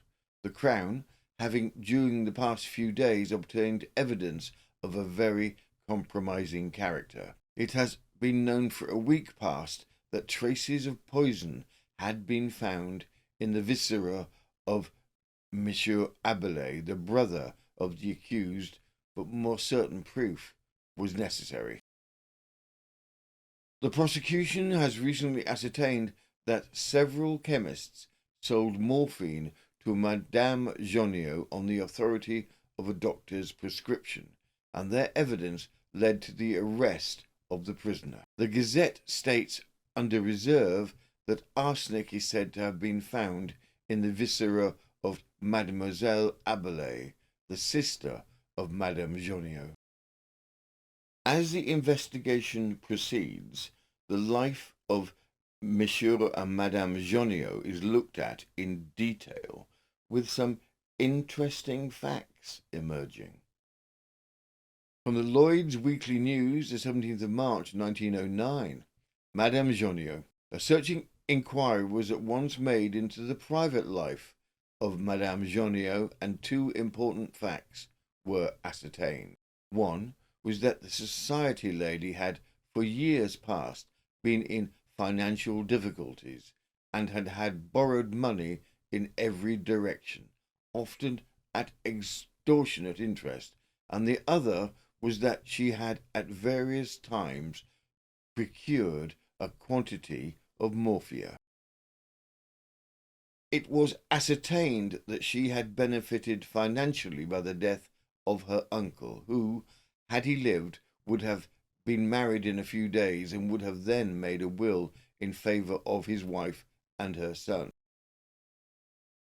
It was perplexing that her sister Leonie was insured for £3,000, and that the money had gone to Madame Joniot, and that each of the three deaths had happened suddenly after the victims had been specially invited to come to stay at number 33. It was also discovered that each of the three deaths had taken place at a time when it was absolutely necessary for Madame to have a sum of money in hand with which to settle the pressing claims of a creditor for money lent. On April the 18th, 1894, the charming Madame Jonniot was arrested and charged with the murder of the three relatives who had died so suddenly in her beautiful home. It's hard to describe the intensity of this case within Belgium at the time. Jack the Ripper, the Gouffet case in France, and the American O.J. Simpson trial would be equals to the prominence of this story within Belgium. As Madame Jonniot is arrested, she is hissed and booed by the public when she is taken to the preliminary inquiry. Then, shortly afterwards, a fourth, previous mysterious death associated with the family is uncovered. The event had taken place before the Antwerp murders were investigated. From Lloyd's Weekly News, the 17th of March, 1909, Madame Jonniot. Some little time before the tragedies at Antwerp occurred, a young relative, Lionel, a youth, had been found dead under extraordinary circumstances in a pond on the family estate. He did not come to breakfast one morning, and a search was made, and Lionel Abelais was found lying under the water with his feet tied up in a sack. It was explained that he had been practicing for a sack race and must have gone too near the pond and fallen in. The Belgian press explained that Madame Jonniot benefited by this extraordinary death, but there was never the slightest proof that she was in any way associated with this earlier tragedy in the unfortunate Abelais family. The trial. The trial was an event. The courtroom was filled with the highest classes, opera glasses in hand, watching the drama unfold with the keenest interest. The ordinary person who travelled in less glittering circles was far less impressed with Madame Jonniot, and possibly would have lynched her if the opportunity had presented itself. It is also important to note that even though some of the insurance premium payments were made by Monsieur Jonniot, he was at no time indicted under suspicion of murder. The whole of the crimes were laid at the door of Madame Jonniot. From the Lloyd's Weekly News, the 17th of March, 1909, Madame Jonniot. Madame Jonniot, after the preliminary examination in April 1894, remained in prison until January 1895. It was on January the 7th, a bitterly cold morning, with snow falling heavily, that a mighty crowd assembled outside the assize court of Antwerp, when the closed carriage in which the eagerly expected villainess of the greatest poison drama of the century was seated drove through the howling mob. It was found that the gates by which she had entered were closed and locked. She sat cowering in the carriage while a gendarme went off for the keys. When the carriage drove into the enclosure and she alighted at the door for prisoners, it was seen that her face was white as death and that her teeth were chattering. "It is cold," she was heard to say. "I am frozen." Merciless cross-examination. When the doors of the court were opened, every available inch of space was quickly filled. Elegant ladies were there with opera glasses. Officers in military uniform made great patches of colour. The world of art and fetters was liberally represented, and amongst the distinguished audience were at least 2 ambassadors. All eyes were turned to the prisoner's dock, when, after the judges had taken their seats, Thérèse Marie Jonniot was summoned to appear. The little door at the back of the bench of the accused opened, and a tall, elegant lady, clad in black, with a black hat decorated with a tiara and ostrich feathers, entered between two gendarmes. Madame Jonniot wore a heavy veil, but directly she was called upon to speak, she threw it back and faced her judges. A statuesque figure with beautifully chiselled features, calm and dignified, she never once faltered in her brilliant fencing with the president, who, as is the custom in continental courts, made the most daring accusations against her, and cross-examined her mercilessly on her replies to his questions. Hearsay evidence. When the act of accusation was read, she punctuated it with shrugs of the shoulder, little tosses of the head, and elevations of the eyebrows, and all the little signs of criticism that can be conveyed by the play of the features. Questions put to her by the presiding judge sound strange in our English ears. "You poisoned your 3 relatives," he said, by way of opening the proceedings. "Do you deny it?" "Absolutely," replied the prisoner. "And yet the deaths coincide with a remarkable manner with the periods at which it was necessary for you to find large sums of money." Madame Jonniot shrugged her shoulders. "It suits you to say so," was her quiet answer. Her defence was a simple refute. She stated that she had been fighting crushing debt for 15 years in every way she knew how, but that she was no murderess. But evidence would show that she was. From the Lloyd's Weekly News, the 17th of March, 1909. Madame Jonniot. There was some poison found in the bodies of her victims, but that they had died from influenza, apoplexy, or heart disease was proved to be utterly impossible, in spite of the death certificates granted by the medical men. She had insured her brother and sister for large sums, and then bought morphine, poisoned them, and drew the insurance money. Deliberate poisoner. She pretended that her sister had insured herself, and at her death the money might go to pay a sacred debt. A debt occurred by her mother, but she could not give the particulars because of an oath she had taken not. But Madame Jonniot had the money and discharged some of her own debts with it. She had bought morphine before each death, and in each case the conditions of death were exactly those which would occur in cases of morphine poisoning.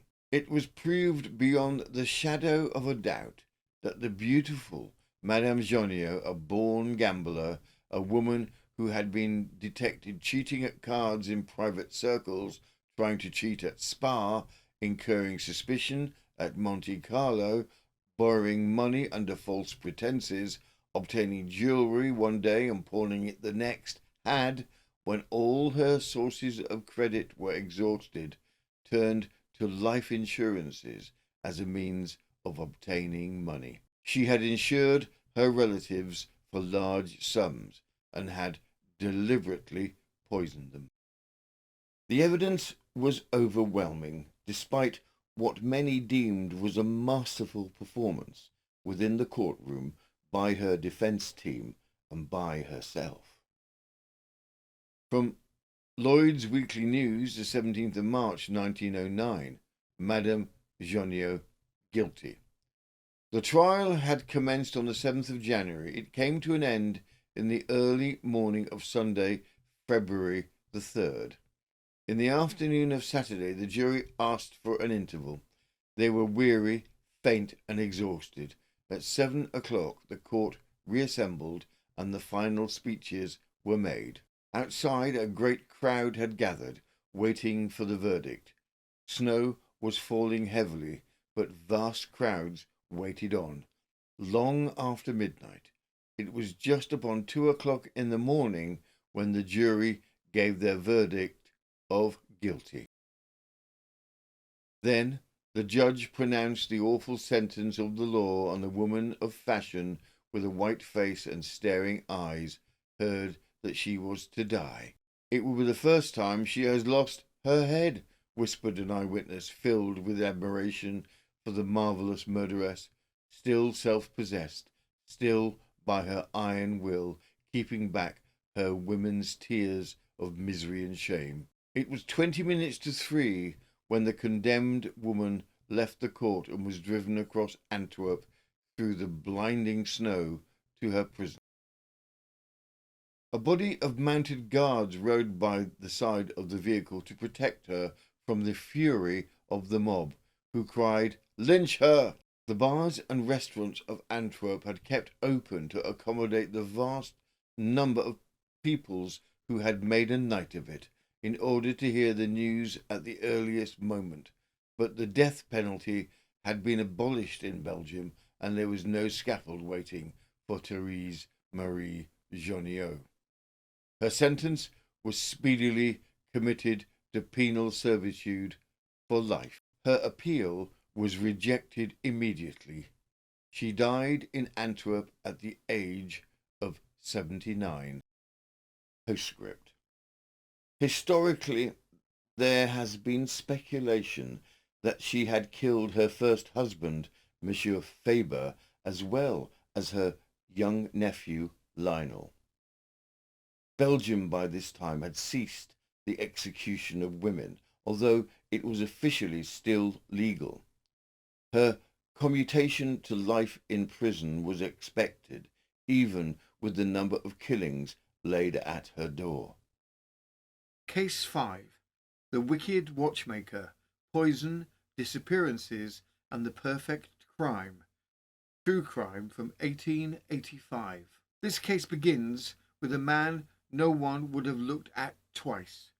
A quiet tradesman, a watchmaker, working patiently with delicate mechanisms in a modest Paris suburb. There was nothing remarkable about him, nothing to suggest danger, and yet, wherever he went, women seemed to fall ill. A servant suddenly taken with violent sickness, a mistress who vanished without trace, and a wife dead within weeks of marriage. And each time there was an explanation: illness, bad food, an unfortunate coincidence. But as the pattern continued, and as more names were quietly added to the list, it became harder to ignore one simple fact: that at the centre of it all was a man who studied poisons, collected them, and may have discovered not only how to kill, but how to make the evidence disappear. Because when the police finally entered his rooms, what they found would challenge everything they thought they knew about murder and what could be proven in a court of law. Background. Albert Pell was born in 1849. His father was a watchmaker, one of the trades he continued himself. Unusually, his mother and father separated when he was a young child on the grounds of his mother's infidelity. He was raised by his father as a young child. He moved in his teens to Paris to study the watchmaking trade in a watchmaking house. Here he lived with his mother. Reportedly, it was not a happy relationship. In 1869, Pell opened his own watchmaking business while still in Paris. His mother died a few years later, with the death certificate registering her death as chronic bronchitis. Pell's unusual behaviour, a closed funeral, the speed in which the body was buried, was remarked upon by neighbours, but not in any kind of suspicious way. Pell's father died 1 year later, leaving Pell an inheritance of 25,000 francs, worth approximately £3 million in 2024. Albert Pell. Throughout the majority of his life, Pell was said to suffer from delicate health. He moved around quite a bit, introducing himself in different locations, alternatively as a lecturer in mathematics or chemistry. When looking into his antecedents, it was found that many of the stories he told were lies. In 1879, he had two women living with him, Marie Mahoin, who was employed as his servant, and Eugenie Mayer, who was his mistress. It didn't take long for both women to fall desperately ill with vomiting and extreme thirst. Mahoin spent time in hospital where she recovered. Eugenie Mayer, his mistress, vanished and was never seen again. Concerns were raised about the strange disappearance of Eugenie, and police were called in. Pell was the primary suspect, but with no actual evidence, the case was dropped and Pell remained free. In 1880, Pell met the daughter of a merchant, Eugenie Buffaro. She agreed to marry him, bringing with her a dowry of around 4,000 francs, worth approximately £530,000 in 2024. Married 2 months, this Eugenie, his wife, began to suffer extreme gastroenteritis and an unquenchable thirst. Within 2 months of their marriage, she died in excruciating pain. Eugenie's family were upset and considered calling in the police, but were concerned about what would be the accompanying scandal.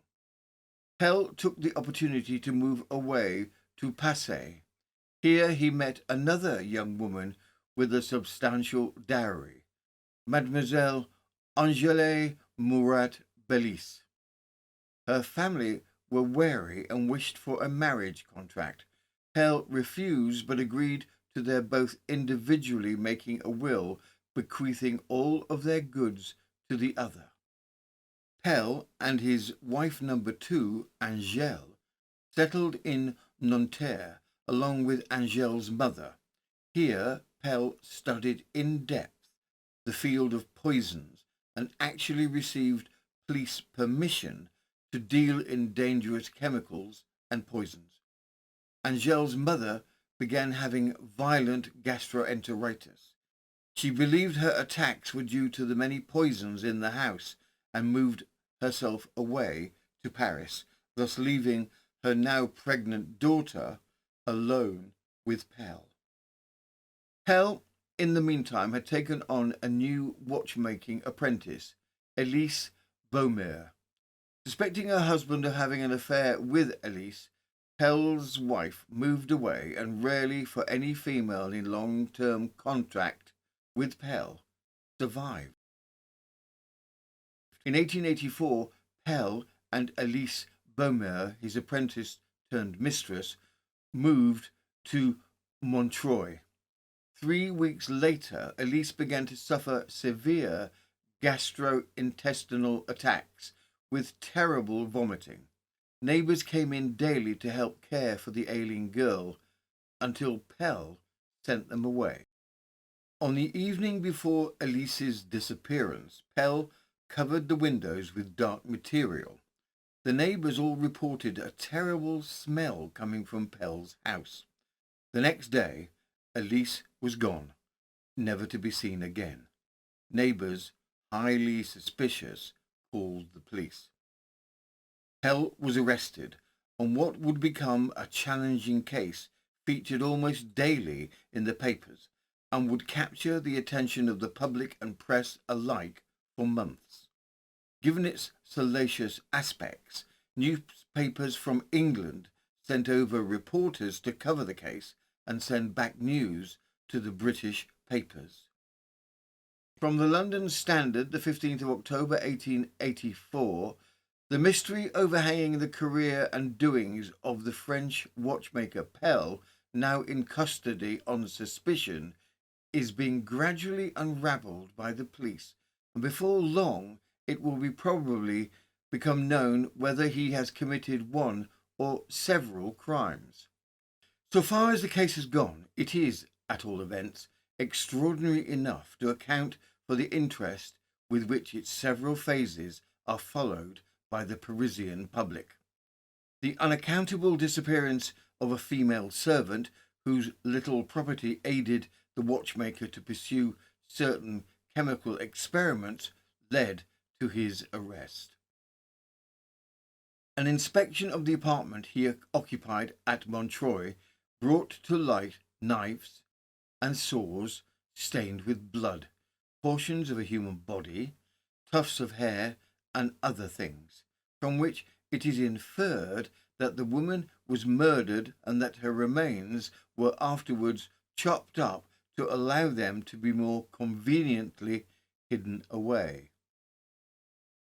Moreover, the prisoner's first wife, who died after 2 months of marriage under very mysterious circumstances, is now thought to have been poisoned, and her remains are to be exhumed. In addition to this, it has been ascertained beyond a doubt that the watchmaker has benefited pecuniarily by the deaths of several persons who had dealings with him at various periods of his career, although whether they were the victims of foul play or not is a point that the inquiry now going on must determine.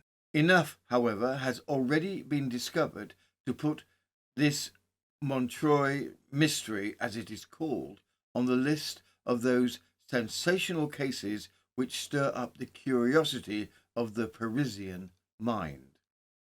The new chief of police is keen to have a success in such a dramatic story that is living in the public eye. As they look into Pell's antecedents, they try to trace any of the women who had lived with him. From the London Daily Chronicle, the 15th of October 1884, the police are engaged in endeavouring to solve the mystery which surrounds the disappearance of a servant girl named Marie Baumer, who was in the service of a man named Albert Pell, a watchmaker living at Montreuil. Pell, who has been for some time in custody, is credited by popular rumour with the murder not only of Marie Baumer, but of his first wife and another servant. Up to yesterday, there was no evidence discovered that would be accepted in England, but a search made at Montreuil has ended in the discovery of some intestines and of a scrap of letters which the police declared to be compromised. The body of Pell's first wife was exhumed this afternoon and will be handed over to Dr. Bourdelle for purposes of analysis. The accused, who is a well-educated and to some extent a scientific man, persistently denies all knowledge of the whereabouts of his supposed victim, adding that she left his house in a cab and that he has not heard from her since. If the mystery can be cleared up satisfactorily, the result will do credit to the new chief of the detective force, Monsieur Cohn, and will go far to prove the usefulness of sifting hearsay evidence in criminal cases. The family of missing victims are traced and questioned. Police also attempt to forensically find evidence in Pell's house. From the London Daily Chronicle, the 15th of October 1884. The other day, the continued absence of his servant Marie Baumer was noticed by her relatives. Her inexplicable disappearance led to suspicion of foul play, as she was known to have had about 1,300 francs in her possession. Inquiries into the antecedents of her master led to the making of many strange statements respecting him. It was found that not a few persons who had lived under the same roof with this lover of soothing melodies had vanished, like the baseless fabric of a vision, and that one had died in a way giving rise to the suspicion that her demise was not from natural causes. When Pell was interrogated by one of the examining magistrates, who in France plays so important a part in obtaining admissions from prisoners, he declared that he was a bachelor, but it had been ascertained that he had had 2 wives. The first died inexplicable agony, and the second, within a fortnight after the wedding, disappeared. No one can tell whither. It is possible that neither of these women were murdered by Pels, and that another woman, whose whereabouts cannot be ascertained, may be still living. Appearances are, however, greatly against the accused man. His house at Montreuil has been examined, and in addition to spots of blood in one of the rooms, what are believed to be human remains have been found. There is, therefore, some reason to believe, apart from certain documentary evidence found under the boards of a sitting room in his dwelling, that the police are about to lay bare the career of a man who cares little about shedding the blood of innocent people. Such a series of crimes by one person as that of which this Montreux dabbler in science and music is supposed to have committed is very rare in this country. There is no reason to suppose that the remains belong to more than one individual. As police continue to investigate Pell, the mysterious death of his own mother comes up. Orders are given to have her body exhumed. Also found in his house are letters that had been written by Marie Baumer, which were never sent. It is thought that Pell intercepted them. From the Echo, London, 16th of October 1884.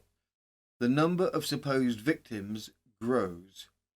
A doctor at Montreux affirms that the tufts of hair found in the well in the garden of Pell, the watchmaker, might possibly have belonged to Marie Baumer, whose hair was of a ruddy colour. In a batch of papers, the police also found several letters from Marie Baumer to one of her female friends. In one of them she said, "I've had enough of it. I am too ill. I am going off." The inference is that Pell examined her letters and, finding that they might compromise him, decided not to post them. 3 different kinds of poison were found in his apartment. In 1876, Pell lived in the Rue d'Audeville, and a servant, on leaving his employ there, told several persons that her master had given her something that did her stomach harm. Several witnesses affirm that although Pell's mother was supposed to have died of bronchitis, there was a mystery about her death which had never been cleared up. Others state that he had a Russian mistress in 1874 or 1875, and that she suddenly disappeared. No one knew whither. Pell's second wife, whose maiden name was Mademoiselle de Murat, lived in the Rue de Balagany with her mother and her elder sister.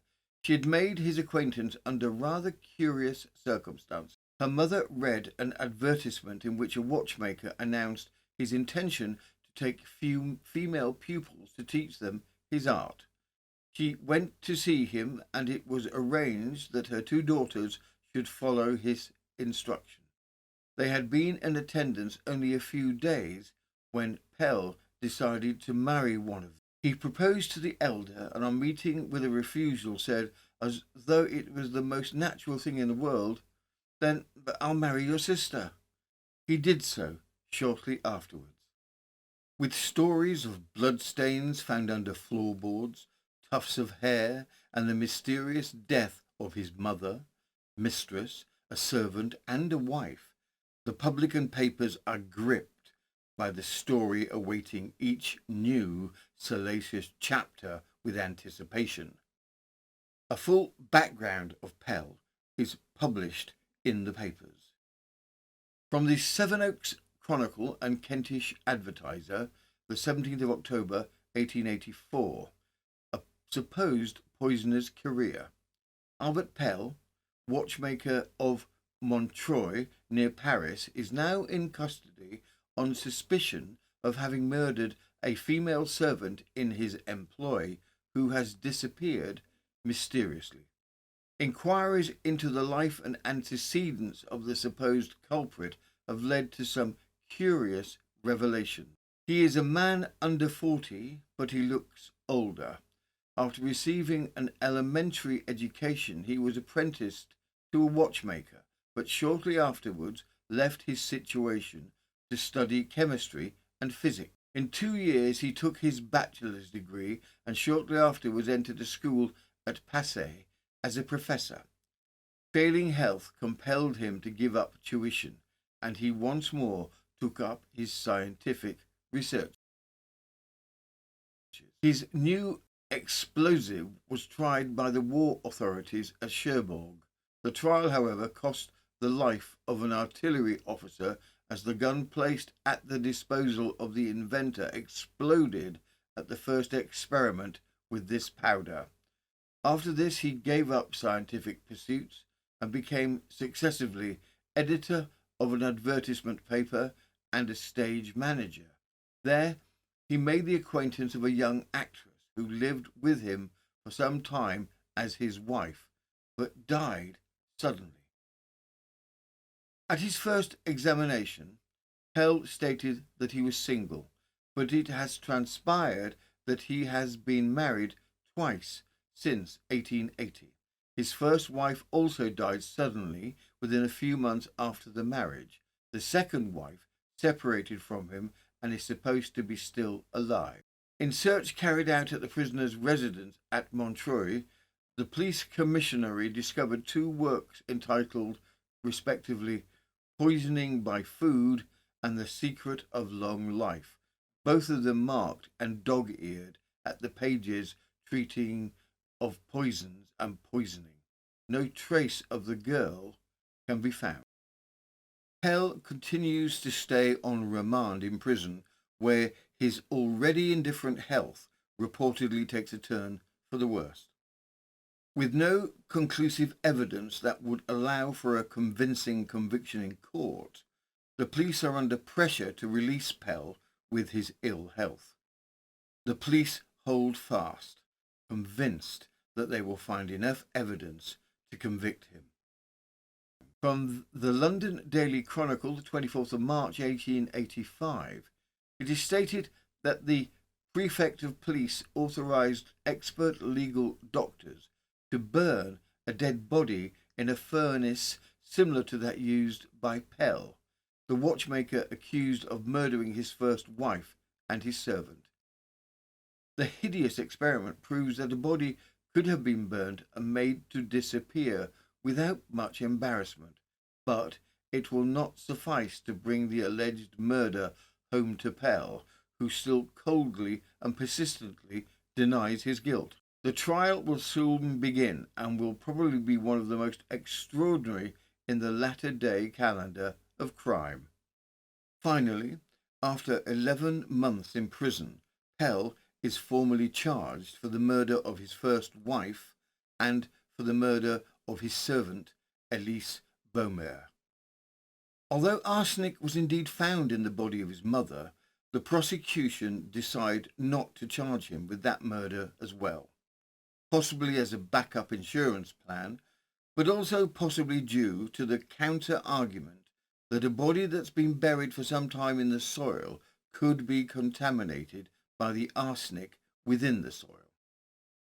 Pell's second wife has moved to England, where she starts the process of suing for divorce from him. From the Toronto Daily Mail, the 13th of June 1885, a French fiend marries pretty girls for their money and poisons them. A sensational trial in Paris. The trial of Albert Pell, watchmaker of Montreuil, began yesterday. The Palace of Justice was crowded and thousands of people were unable to gain admittance. Pell is 36 years old and was born in Saxony in 1878. He came to Paris with his mother and began business as a watchmaker. He devoted all his leisure moments to music and chemistry, taking special delight in the study of poisonous drugs. His mother was his first victim. He next poisoned 2 servant girls but one of them ran to the hospital and was cured, while the other was never seen again after she entered Pell's apartments. In 1880, Pell removed to Avenue Kléber and married a pretty girl, Eugénie Bouffaro, who brought him a dowry of 4,000 francs. Madame Pell died 2 months later after 2 weeks of vomiting, thirst, and intense pains in the intestines. Pell declared her death was caused by eating poisonous mushrooms. The story was readily believed. 9 months afterwards, Pell married Murat Bilesi, who brought him a dowry of 6,000 francs. 10 days later, Pell's second wife and mother were seized with excruciating pains in the bowels, but the mother-in-law, having a presentiment of evil, left the house and persuaded her daughter to do the same, thereby saving both their lives. Pell, however, got hold of the 6,000 francs and spent them in reckless debauchery. Pell made the acquaintance of Elise Boschmer, and the two lived together. She gave money to Pell, who squandered it, and when she refused to give him more, he administered poison, and she disappeared. Pell, however, was caught in the act of cremating her body in his furnace, and he was arrested. A large china basin containing the intestines of the victim rested on a table in the court, and Pell examined them with a diabolical smile when he entered the prisoner's box. The trial has created a great sensation.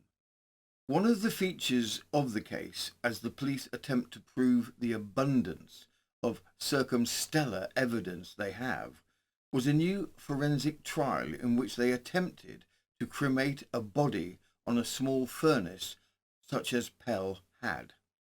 This macabre experiment was unprecedented in its time and considered forensically far ahead of scientific testing that normally took place in a criminal investigation. From the Globe, the 15th of June 1885, the trial of Pell sentence. The first witness examined was Monsieur Lehaut, professor of chemistry at the Institut Agronomique. In the room occupied by Pell there was a strong smell of chlorine, but there was no suspicious marks. He found very dangerous poisons: prussic acid, cyanide, potassium, and pure arsenic. In the body of Eugénie Bouffaro he found arsenic, which could not have come there from the soil, nor from the antiseptic mixture used by the officials at the funeral home. The entrails contained arsenic, and there was none in the muscular parts of the body, but in 200 grams of the liver and kidneys he found 1 milligram and 2/10 of arsenic, a quantity which would be accurately weighed. With regard to the experiments made at the morgue, to ascertain if the body could be consumed in a stove similar to that in Pell's room, the witness stated that they procured a body weighing 60 kilograms and they removed from the body 40 kilograms of organic matter. They lighted a fire of wooden logs and thus ascertained that in an hour the complete reduction to ashes of 1 kilogram of organic matter could be effected. In 40 hours, moreover, the complete combustion of a body weighing 60 kilograms could be completed. He could not say that the accompanying smell was disagreeable. It was simply that of broiled meat in a kitchen.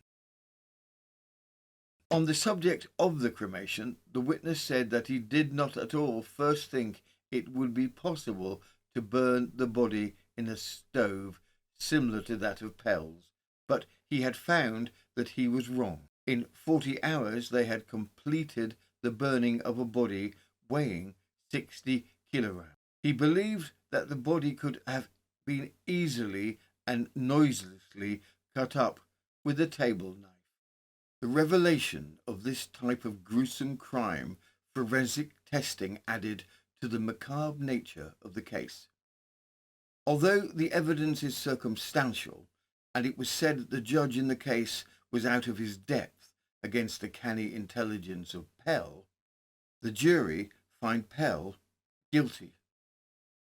From the London Daily Chronicle, the 15th of June 1885, the poisoning case in France. The trial of Pell on the double charge of poisoning his first wife, his second is still living, and a servant, who was also his mistress, has resulted in a verdict of guilty against the prisoner on the second count, although the jury were unable to make up their minds to convict him on the first, notwithstanding the declared presence of arsenic in the exhumed remains of his wife. Although there were the only two charges preferred against Pell, he is also suspected of having poisoned his mother as long ago as 1872, and of having attempted the lives in similar manner of an old woman named Marie Mahon and a girl named Eugénie Meyer, both of whom were at different times in Pell's service. The girl Meyer, indeed, who frequently suffered from severe vomiting whilst with Pell, has never been seen since Pell announced that she had left him, and it was asserted by the public prosecutor during the trial that Pell had poisoned her and disposed of the body, as he is believed to have disposed of that of Elise Beaumer, his servant and mistress, whose case, therefore, is almost parallel with that of Eugénie Meyer. It must be said that Pell's explanations as to what had become of the missing women and the cause of death of his mother and first wife were somewhat lame, and although the evidence against him was almost entirely circumstantial, it is scarcely surprising that a verdict of guilty was entered. There has, however, already been much comment on the fact that the prisoner was practically acquitted of the charge against his wife, whose remains were found to contain poison, and convicted of a charge of which absolute no trace exists, save some cinders from the stove in which the victim's body is supposed to have been burnt, and which are assumed to be all that remains of her incinerated corpse. The Assistant Commissioner of Police, Monsieur Henry Roquefort, says that the verdict against Pell is the first instance of a man being found guilty of murder by poison when neither the poison nor the victim's body had been found.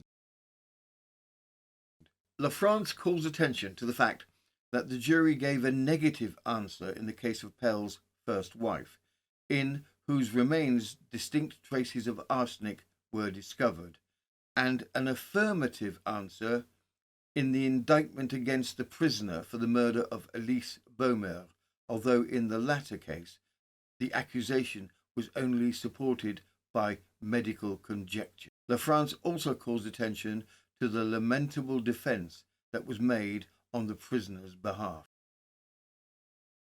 The Figaro thanks the jury for having resolutely saved society from the possible repetition of similar crimes by bringing in a verdict of guilty. Pell has been removed to the condemned cell at La Roquette prison. Since his conviction, Pell has displayed more emotion and continues earnestly to declare his innocence.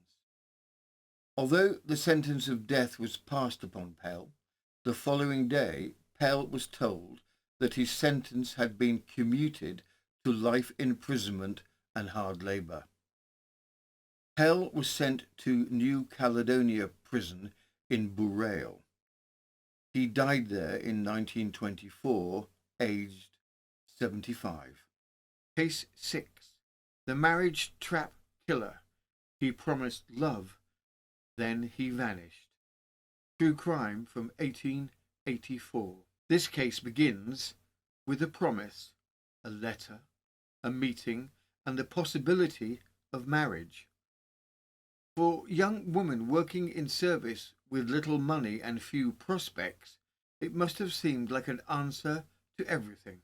A handsome man, well spoken, attentive, offering not just affection, but a future. And so they left their positions, gathered their savings, their jewellery, everything they owned, and went to meet him. What followed was not a wedding, but a pattern, a journey into the countryside, a quiet, isolated place, and then violence. Bodies hidden in rivers or cast into ravines, their possessions taken, their lives reduced to profit. And at the centre of it all, a man who understood something deeply dangerous, that love could be the perfect disguise for murder. Background. Hugo Schenk was born in 1849 in Trenčín, in what is known today as the Czech Republic. His father was a district court councillor, and the family as a whole were considered quite respectable. Many who remarked upon Hugo state how very good-looking and charming he was. Despite his good looks and respectable middle-class family, Hugo was driven to fraud. He always wanted more. Prince Wielopolski. At the age of 21, Hugo began a fraud where he claimed to be a Russian prince, Prince Wielopolski or Winnie Polski. In this fraud, he stated that he was being pursued by assassins hired by the Tsar. Escaping the alleged treacherous assassins required funds. With his urbane demeanour and refined appearance, he managed to fleece quite a few unsuspecting victims. From this fraud, he went on to a marriage fraud. Marriage in anticipation of receiving all the victim's assets, then promptly abandoning the woman. This fraud landed him in prison. Karl Schlosserek. In 1882, at the age of 32, Schenk was imprisoned for his multiple marriage frauds. Here he met Schlosserek, a labourer who had been imprisoned for theft. The two together made for a relentless killing machine. Schlosserek was known as an emotionally charged, volatile butcher.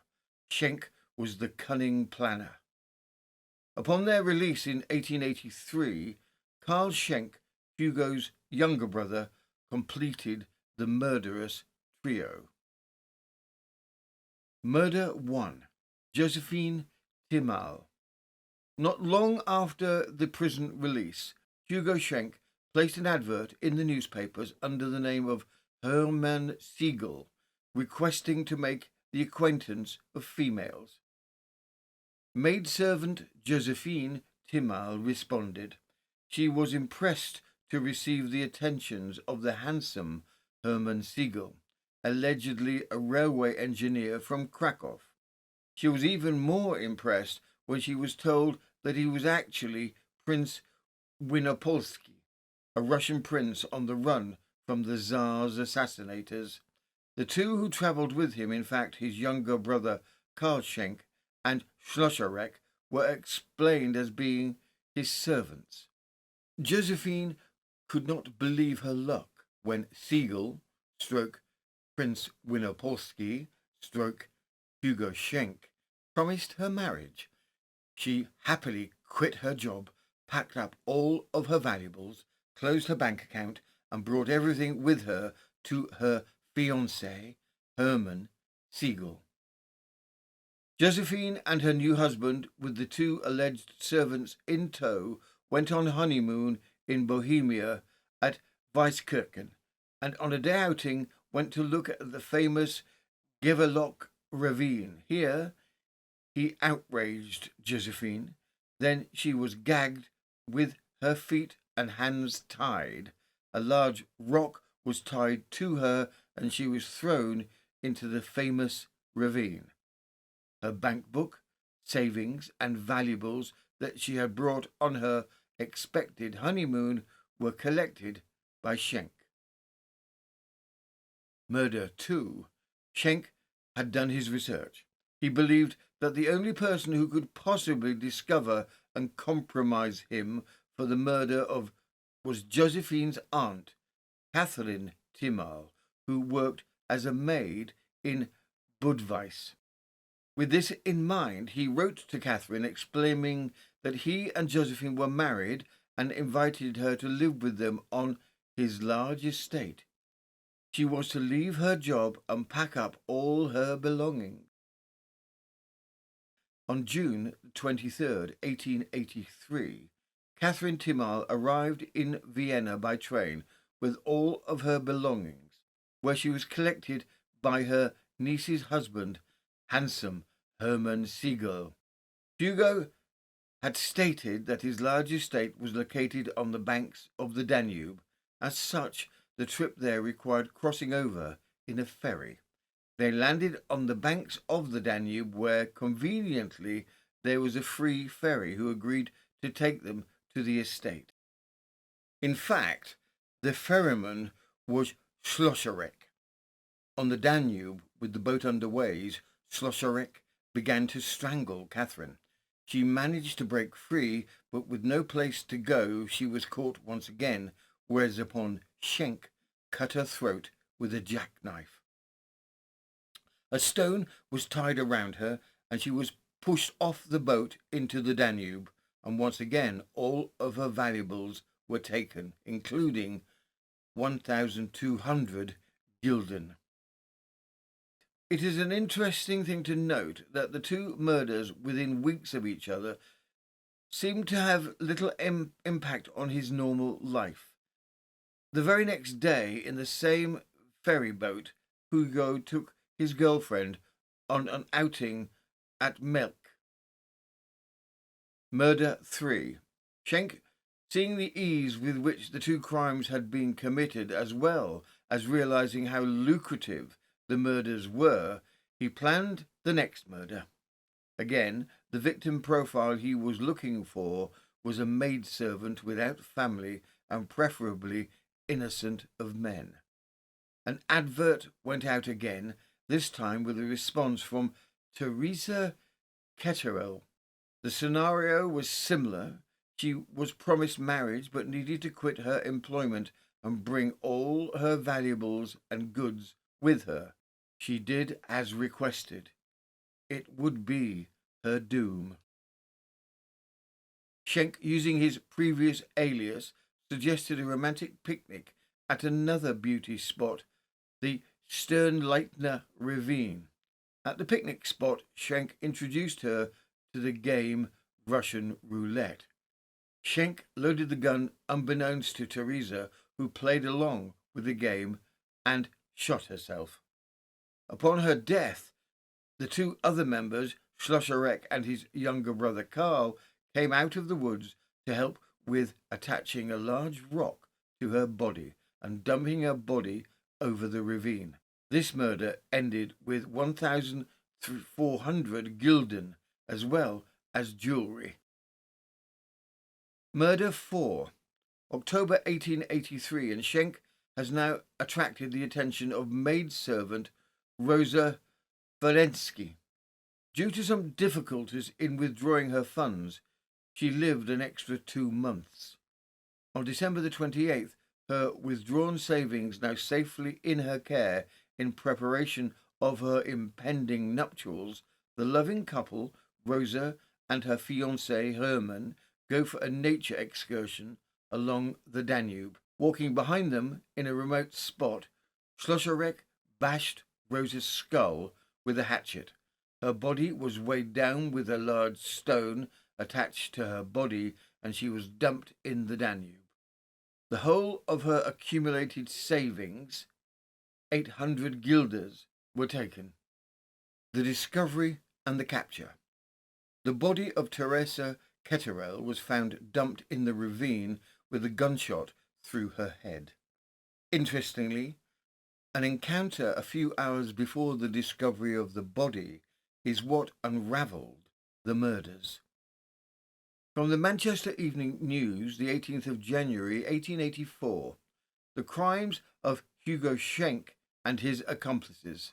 The Times Vienna correspondent telegraphed yesterday the preliminary inquiry by the police regarding the crimes with which Hugo Schenk and his accomplices are charged is drawing to close. It extends over the period from the beginning of April to the end of December last. Hugo Schenk and Karl Schlosserek have undergone a long examination. The latter appears to be very contrite, while the former exhibits resolute cynicism. Yesterday, the package and effects found in Schenk's lodgings in Lutz, which have been sent up from there, were examined. The packages contain the linen, clothes, and letters of the various victims.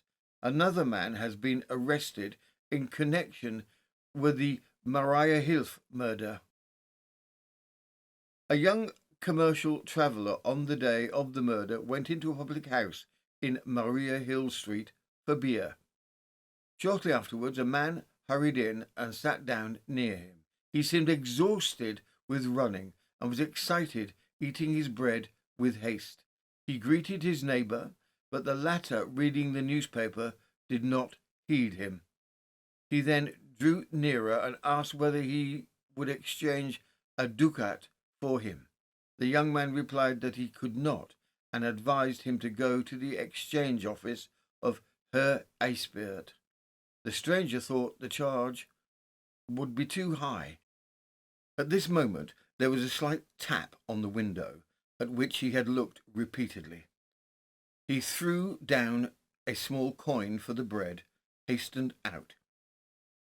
The hour was about 6:20 p.m. The man wore a grey overcoat, dark blue trousers, and a slouched hat. The news of the murder was only spread at about 7:30.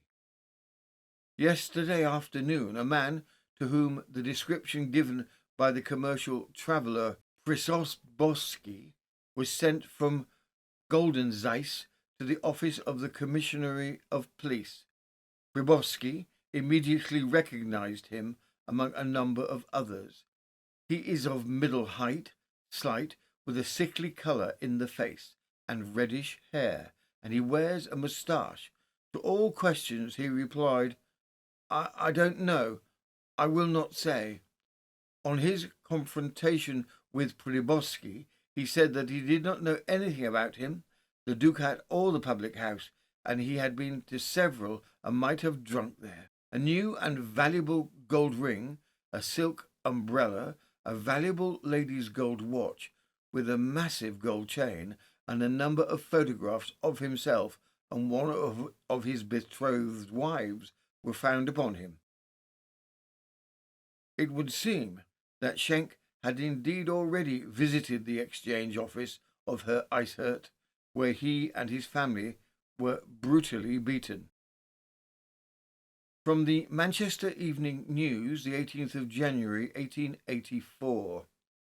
The crimes of Hugo Schenk and his accomplices. The improvement in the state of Eisbert and his son happily continues, and there is now some hope of their surviving. The boy has regained full consciousness and yesterday ate some chicken. The father, in consequence of injuries to the mouth, can only take liquid food. The old woman will in a few days be dismissed from the hospital. All three are remanded and wait in prison for their trial to come. Austria is horrified by the crimes, naming them the worst in their history. From the Leeds Times, the 22nd of March, 1884, the wholesale murder of servant girls in Germany. The trial of Hugo Schenk and his accomplices Karl Schenk and Karl Schlosserek, who were accused of the murder of certain servant girls, terminated on Saturday at Vienna and resulted in the conviction of the murderous trio, who were sentenced to death. The three culprits spread their nets wildly enough to ensnare a host of victims, and their captures were made amongst young women of the lower, middle, and peasant classes. Hugo Schenk, the elder of the two brothers, seemed to have been the mastermind, conceiving and directing the whole plot. He was a man of some education, the son of a respectable judicial functionary, and he is described as a singularly handsome fellow. His good looks, at any rate, were an essential part of the stock in trade of the conspirators. One of the women whom they robbed, sparing her life only because they expected that she would serve the purposes of their plots, declares that it was impossible to resist the influence of the elder Schenk, and that she felt compelled to do what he told her. The same woman, on entering the court during the trial of the murderers, instinctively went to the dock and endeavoured to shake hands with the man who, at one time, contemplated taking her life. There was a certain romance, therefore, about the whole affair, although this was an element that can have been present to the consciousness of the victims alone. The handsome cutthroat, idolized as he seemed to have been by the unhappy women who came in his way, went about his work with the most unromantic brutality, coldly calculating how much he was to make out of such an enterprise, and planning each murder with callous indifference to anything but the chances of his success. It was in the nature of his plan that the women he intended to entrap should be of the class whom it would be most easy to delude. It was for lovesick girls who had grown tired of domestic service and who were anxious to enter the harder service of married life in a peasant's cottage that Schenk and his partners in crime generally looked out. They advertised offers of marriage in the Vienna newspapers, and they answered other offers, and there was no lack either of answers to their advertisements or of advertisements for them to answer. Interviews would be arranged, in which Hugo Schenk, with his good looks, would be the sole representative of the firm. Then there was a clandestine betrothal. The girl would leave her situation, and her captor would extort from her not merely the vows of an unalterable love, but more substantial tokens of attachment in the shape of all the savings she had put by, as well as her jewellery, no unimportant item in the belongings of German and Austrian women, even of the peasant class. Then there would be a journey into the country upon which the two other conspirators would accompany the lovers, and the day which the poor victim is believed to be her wedding day would end in a tragedy. In two cases the victims were cousins. The supposed marriage of one followed that of the other at an interval of about a week. They were murdered at the same spot, and their bodies were thrown into the same lake. Another girl, a domestic in a nobleman's service, was inveigled to a lonely spot in the Styrian Alps. There she was shot and hurled down a ravine. In nearly every case, the murderers derived considerable profit from the deed. One murder, for instance, yielded nearly 2,000 florins, another 1,200 florins, and another produced less. But as these murders were conducted on purely commercial principles, the partners undertook none for mere murder's sake. Looked at from De Quincey's point of view, murders as one of the fine arts, these hideous deeds were very noteworthy. Of course, a murderer cannot be said to have been completely successful unless he has died in his bed. But there are relative degrees of success, even in this horrible profession, and a man who, like Schenk, could carry on his operations for so long and over so wide an area and be found out only after he had gone through a prolonged career of crime must have a prominent place in the annals of assassination. It is difficult, indeed, to find a parallel to the deeds of the Schenk and Schlossenreck in the records of what, for want of a better name, may be called systematic murder. The news is international. Germany, looking at cases in their own country, request delays in the execution of Hugo Schenk, believing that there are crimes in Germany that may well have been committed by him. From the Liverpool Echo, the 18th of March, 1884, Hugo Schenk and the German Parliament, Vienna. The provincial court has received a communication from Germany asking that the execution of Hugo Schenk should be postponed in order to allow for inquiries being made of the circumstances of several murders of young girls in Germany believed to have been committed by the prisoner. Awaiting confirmation of the execution order from the Emperor, a sharpened nail is found in possession of Schenk, who is believed had intended to make away with himself rather than face a public execution. The execution order is confirmed by the Emperor, and Schenk and Schlossenreck will be hanged. From the Annick Mercury, the 26th of April, 1884, the Vienna murders.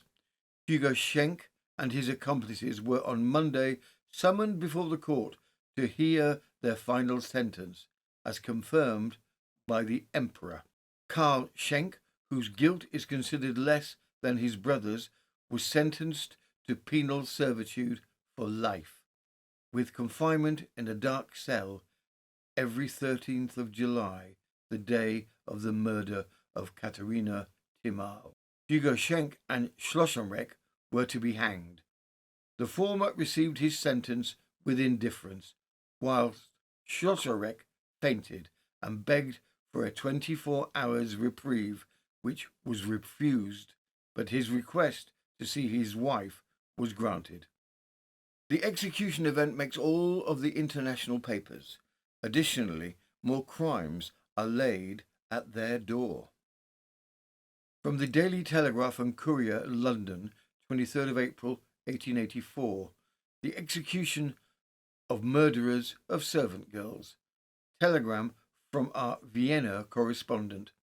This morning at 7 o'clock, Hugo Schenk and Karl Schlossenreck, two of the most atrocious criminals of modern times, were hanged within the precincts of the town jail. There was not a single redeeming point in their history. They committed murder wholesale exclusively for the sake of robbery, and if public rumour is to be trusted, the authorities could have brought home to Hugo Schenk several more crimes of the same description had they not apprehended judicial formalities with a neighbouring state. Hugo Schenk, a native of Moravia, was 34 years of age, of respectable family, and had received an excellent education.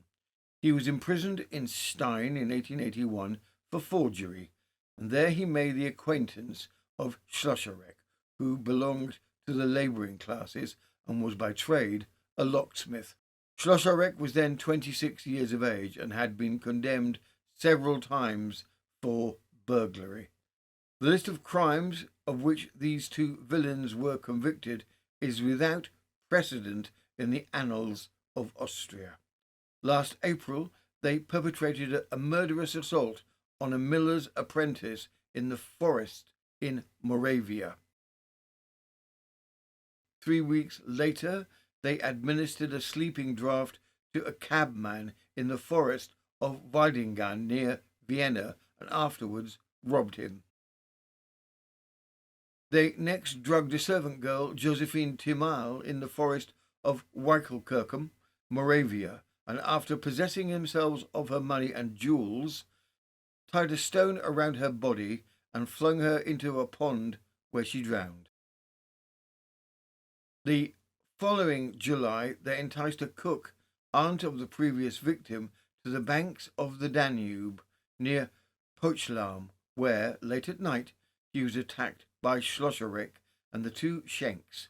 While Schlosserek and Schenk the younger held her down, her throat was cut from ear to ear by Hugo Schenk, and the three assassins then made off with her money and her effects. In August, Hugo Schenk shot and robbed the cook, Therese Ketterai. In December last, Hugo Schenk and Schlosserek assassinated a maidservant named Rose Ferenzi, cutting her cruelly to death with a common hatchet. They threw the body into the Danube. Hugo Schenk further induced a servant girl, Josephine Ida, to rob her mistress and hand over the booty to him. It is not astonishing that an appeal for mercy on behalf of such monsters of crime should have been rejected by the Crown. The execution took place in the courtyard of Landesrecht, to which the prison is annexed. Besides the judicial and prison officials, a number of spectators were present. As the clock struck 7, the door leading from the courtyard to the prison was thrown open and Schlosserek was brought in. It would be difficult to imagine a less pre-proposing countenance.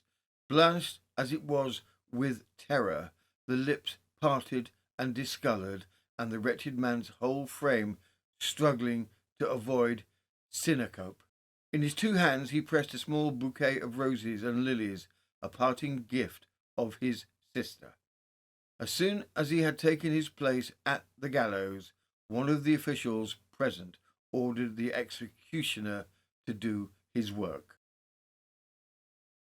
One of the assistants divested Schlosserek of his upper garment, and while this was going on, called out in a clear voice, "Forgive me, my dear fellow Christians, forgive me for my great sin." The chaplain then approached and embraced him and said, "Courage, my son, courage." As the assistant executioner was binding his hands, the unhappy man raised his voice and exclaimed, "Will none of you forgive me? I am accursed in this world." "Be comforted, my son," rejoined the chaplain. "May God protect my poor wife," were the criminal's last words. The executioner then came forward and discharged his functions. The death struggle lasted 7 minutes and 46 seconds. 2 minutes later, Hugo Schenk was led in for execution. Neither the sight of the gallows which awaited him nor Schlosserek's corpse seemed to make much impression on him. He looked pale, but his features remained unmoved. A slight smile overspread them as he glanced around, but he was not defiant. Rather handsome than otherwise, there was nothing in his personal appearance that betrayed what manner of man he was. In this case, the executioner's preparations were rapidly completed. The chaplain then embraced him, after which Hugo Schenk, the author of so many heinous crimes, was sent to his account. Death resulted in 3 minutes. Further particulars. The Vienna murders case was very similar to a famous French case that took place in 1919, that of Henri Desire Landru. Named the French Bluebeard, Landru was found guilty of murdering 10 women he had met via the Lonely Hearts advertisements in the French papers, the early 20th century version of Tinder. The story caught the attention of both sides of the channel, with reports of his hypnotic eyes riveting the newspaper readership. He was considered a very clever man. Using his apparently persuasive writing skills, he would tempt women to give up their lives, bringing all of their goods and possessions with them to his lonely cottage. Here, after going through the pretense of being a couple, he would murder them. appropriating all of the possessions and money. Although clear chains of evidence could be found through the vast numbers of letters, the bodies were never found at his remote house in the hills. However, neighbours commented upon constant fires taking place even in the heat of summer. Case 7. The Duchess murder scandal. A marriage, betrayal, and a deadly secret. True crime from 1847. This case begins at the very highest levels of society. A titled family, a grand Paris residence, and a marriage that, to the outside world, appeared entirely respectable. The Duchess of Praslin, well regarded, charitable, a devoted mother of 9 children, her husband, a peer of France, a man moving at the very centre of government, and yet, behind the formality, the refinement, and the careful public image, their marriage was quietly collapsing. Jealousy, resentment, and a scandal involving a young governess had begun to divide the household, until in the early hours of one August morning, that private conflict turned into something far more violent. A bell rang desperately in the night, a door forced open, and a scene so brutal that even the police believed it to be an act of revenge. But nothing had been taken. No intruder could be found, and very quickly suspicion turned not outward, but inward, to a man who had everything to lose, his reputation, his position, and control of his family, because this was not simply a murder, it was a crime that would shock France, dominate the press across Europe, and ultimately help bring down a government. Background. France at this time is in a volatile state under the rulership of King Louis-Philippe I, and what would be called the July monarchy. The Duke du Praslin is an active member within the government.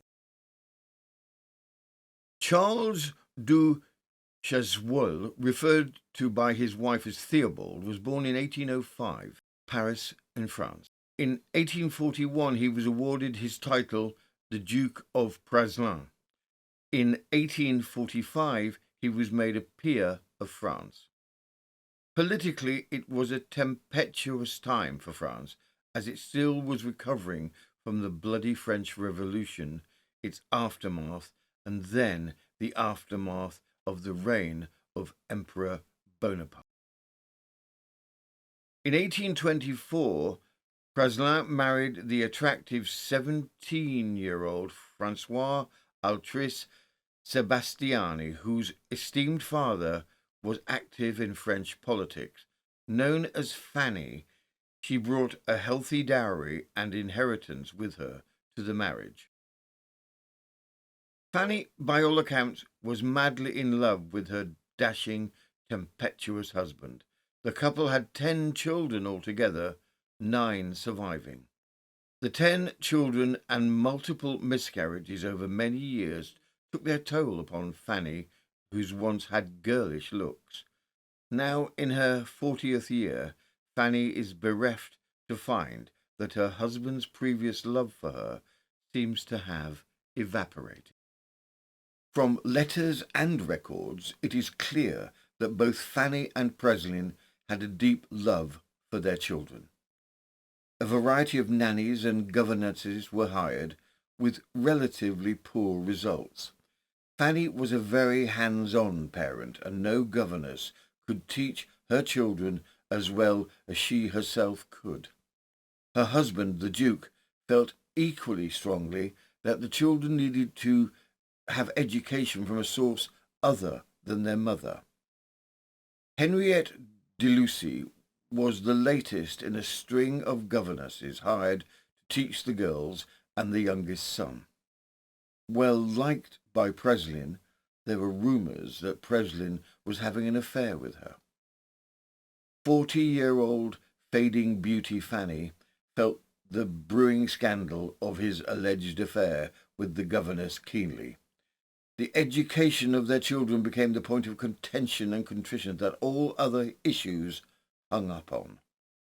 Fanny, feeling discarded by her husband, looked to try to bind the children closer to her. Her husband, either to prove his dominance or to truly hurt Fanny and her embittered pleas, decided that only Henriette de Lucy would have charge of the children's education, effectively cutting Fanny out of the classroom and out of a large part of their lives. Bereft, with a now cold husband and with limited contact with the children, Fanny looks to regain control. Fanny fires de Lucy with the disapproval of her husband, believing that he and de Lucy have been having an affair. She threatens the Duke with divorce, which would also mean taking what remained of her fortune with her. She also firmly attested that she would be taking the children with her. A divorce, although possible, would have ruined consequences for everyone, including the children, when it came time to look for suitable marriages and matches. Tensions are high, with the Duke potentially looking at a terrible scandal with potential career ramifications and the threat of being separated from his children. His wife Fanny is much beloved by her father, who holds a high position within the government. The crime. On the 17th of August, the fractured family are travelling between their two residences and staying in a hotel in Paris for the evening. All members of the party are fatigued from their travels. The couple have adjoining compartments on the ground floor with an antechamber separating the two bedrooms. The Duke kindly allows much of the staff leave with instruction for them to return the following day to continue their journey. A skeleton staff is left, including the valet and the Duchess's lady's maid. Everyone retires early, only to be woken in the early hours of the morning by the violent clanging of the bell in Milady's chamber. Her personal maid rushes down only to find the door bolted from the inside. Listening closely at the door, she believes she hears gasping within her ladyship's room. Forcing their way, they are met with a scene of horror with blood splatters throughout.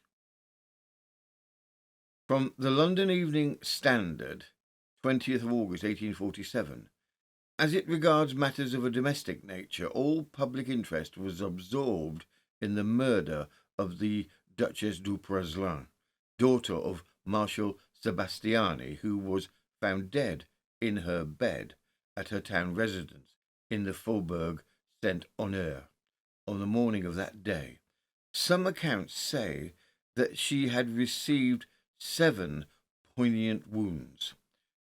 The deceased is represented to have been a very handsome woman, and although only about 40 years of age, the mother of 9 children. The object of the assassin or assassins in the commission of this atrocious crime was not publicly known.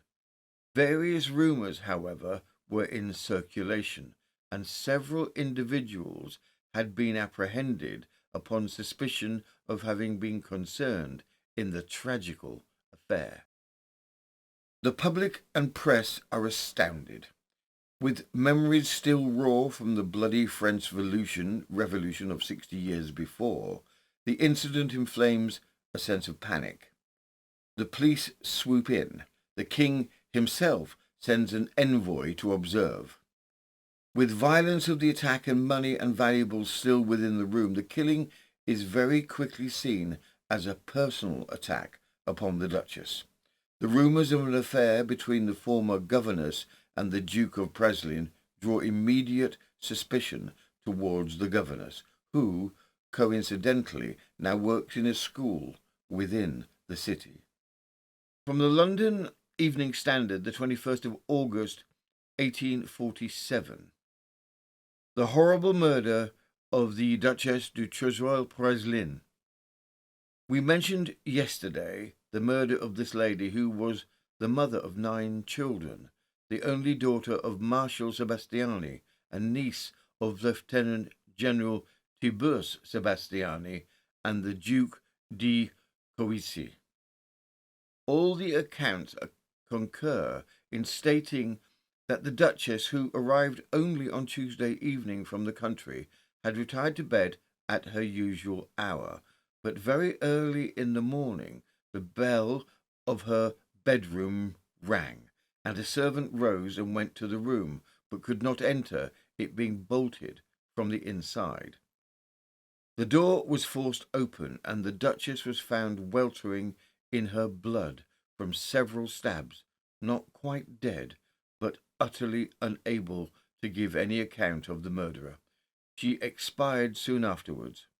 As no robbery had been committed, it was evident that the act was one of private vengeance, but suspicion could not be fixed on any particular person as to the amiable character of the Duchess, and it did not permit her to have a known enemy. All the servants were closely interrogated, as was also every person who called during the morning, and in the course of the day the police went to a boarding school in the Marais, where resided a governess who had lived with the Duke and the Duchess, and who received a pension from the family. She was absent when they presented themselves, and all her papers were seized. It is not, however, believed that she is involved in the crime. During the whole of yesterday, a large crowd was stationed opposite the door of the Duke's hotel, and various rumours were, as usual, current. But as few persons were allowed to quit the house, very little information could be obtained as to what was passing in it. The late Duchess had not yet reached her 41st year. She was alike remarkable for her elegance of manners and the superiority of her education, and, in addition to being an excellent mother, was distinguished for her active and extensive benevolence. The following account of the murder is given by the Moniteur Parisien of yesterday evening. The Duke and Duchess arrived yesterday, Tuesday, evening at about 9 o'clock from a watering place, with the intention of staying a few days in Paris before their return to the country.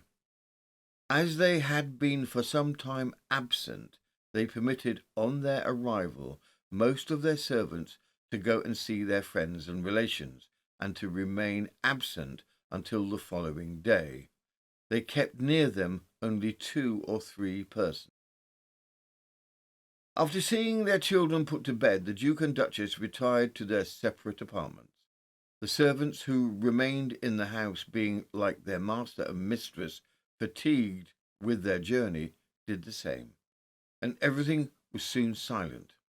But 2 or 3 hours afterwards, toward 2 o'clock in the morning, the noise of a bell irregularly rung announced that the Duchess required the attendance of some person, and a servant rose and proceeded to the room of the Duchess, but the door was fastened in the inside. The servant was about to retire, but hearing some groans, forced open the door and entered, when a frightful sight presented itself. The Duchess was lying in her blood, which was flowing from some large and deep wounds in the throat. Her hands were covered with blood, and the mark of a bloody hand was seen upon the bell pull, showing that the Duchess had rung the bell after she was struck. Some hair torn from the head of the Duchess was lying on the floor, and showed that she had struggled with her murderer. But there were no traces of any theft. No drawer or secretary had been broken open, and there were merely a confusion as to the situation of some light furniture and movable objects, which might have been caused by the struggle or the precipitate might of the assassin. The cries out of the servant roused the Duke de Praslin, who hastened to the spot and threw himself on the bleeding body of his wife, which he embraced. Surgeons were instantly sent for, and everything possible was done to save the Duchess, but unfortunately the wounds were too serious, and she died 2 hours afterward. The magistrates who had arrived examined the hotel and its dependencies, and endeavoured to find by what issue the murderer could have escaped, but nothing could be ascertained. The medical men who were present were of the opinion, from the appearance of the wounds, that they had been inflicted with a kitchen knife or a cutlass. The Patrie has the following. About 4:30 this morning, this woman was aroused by hearing the bell rung, and was surprised that her mistress should have awoken so early. The femme du chamber got up, dressed herself, and descended to her mistress's room, where a terrible spectacle struck her with astonishment and horror. The room was all in disorder. A pool of blood inundated the floor, and in the midst lay the unfortunate Duchess, the body still warm, having the head nearly separated from the trunk. The femme du chamber gave the alarm, and the servants and family flocked to the spot. It was then found that nothing had been stolen, and it was remarked that the person or persons who committed the crime must have got into the hotel by the back, where there were houses in construction, and must have escaped by the same way. At 6 o'clock, the prefect of police, the procurator du Roi, it is said, even said the Minister of Interior were at the Hotel Sebastiani to commence an investigation. The hotel had all its issues carefully guarded, and last night the law officers were still on the premises. Everything in the bedroom showed beside that, though surprised in her slumber, the victim had offered a strong resistance to the murderer. A little table had been overthrown, porcelains and some objects of art were spread about. The drapery on the wall bore the traces of a bloody hand, as did also the rope of the bell, the ringing of which had awakened the femme de chambre.